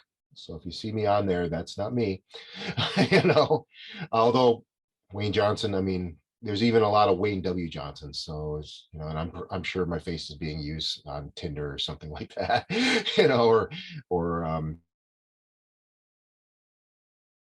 what's the other one? Or something like that, I guess. In my band, Caroline Blue, we just finished filming a music video for a song called My Fingers, not related to anything with Night of Something Strange. You know, although it is horror, like it's actually the first thing I've fully directed as well as starred in, and a lot of stuff. And we're in post production with that right now, so hopefully that'll come out later on this year, along with a brand new album. Uh, Caroline Blue is also carolineblue.com, carolineblue.net, also on Facebook, Instagram, Twitter, and all that. And you can check us out on Reverb Nation, Spotify, Pandora, all the stations. There's Caroline Blue music there. There is another band called Carolina Blue, and we get hit with that a lot, where it's like people say, "Hey, Carolina Blue." It's like, no, it's Caroline. And then I'll correct them, and they'll say, "Oh, well, okay, I'll remember Carolina Blue." It's like, okay, but their music is totally different than ours. We were out first, so I think we had our albums out, or at least the first album out before they had their albums out. But they're on a major label, so but they're more like a country blues kind of thing or something like that. So it's quite easy to tell if you start hearing that from. You think you got Caroline Blue and you're hearing country music and stuff like that. That's not what I'm doing. And that we got music on sale for Bandcamp. You can see on YouTube, both my own page on YouTube and Caroline Blue, tons of stuff. I got a ton of stuff to put up, behind the scenes stuff, all sorts of stuff, and slowly but surely I'm getting it up there, so, I just want to say thanks to everyone out there, anyone who's ever watching any of this stuff, all the support and everything like that is just deeply appreciated. Really, really appreciate it. And thank you guys for finding this film, reacting to it, inviting me here, wondering what the fuck was up with you when I was in your head doing this movie. And absolutely. See, it's right there. What the fuck are you doing?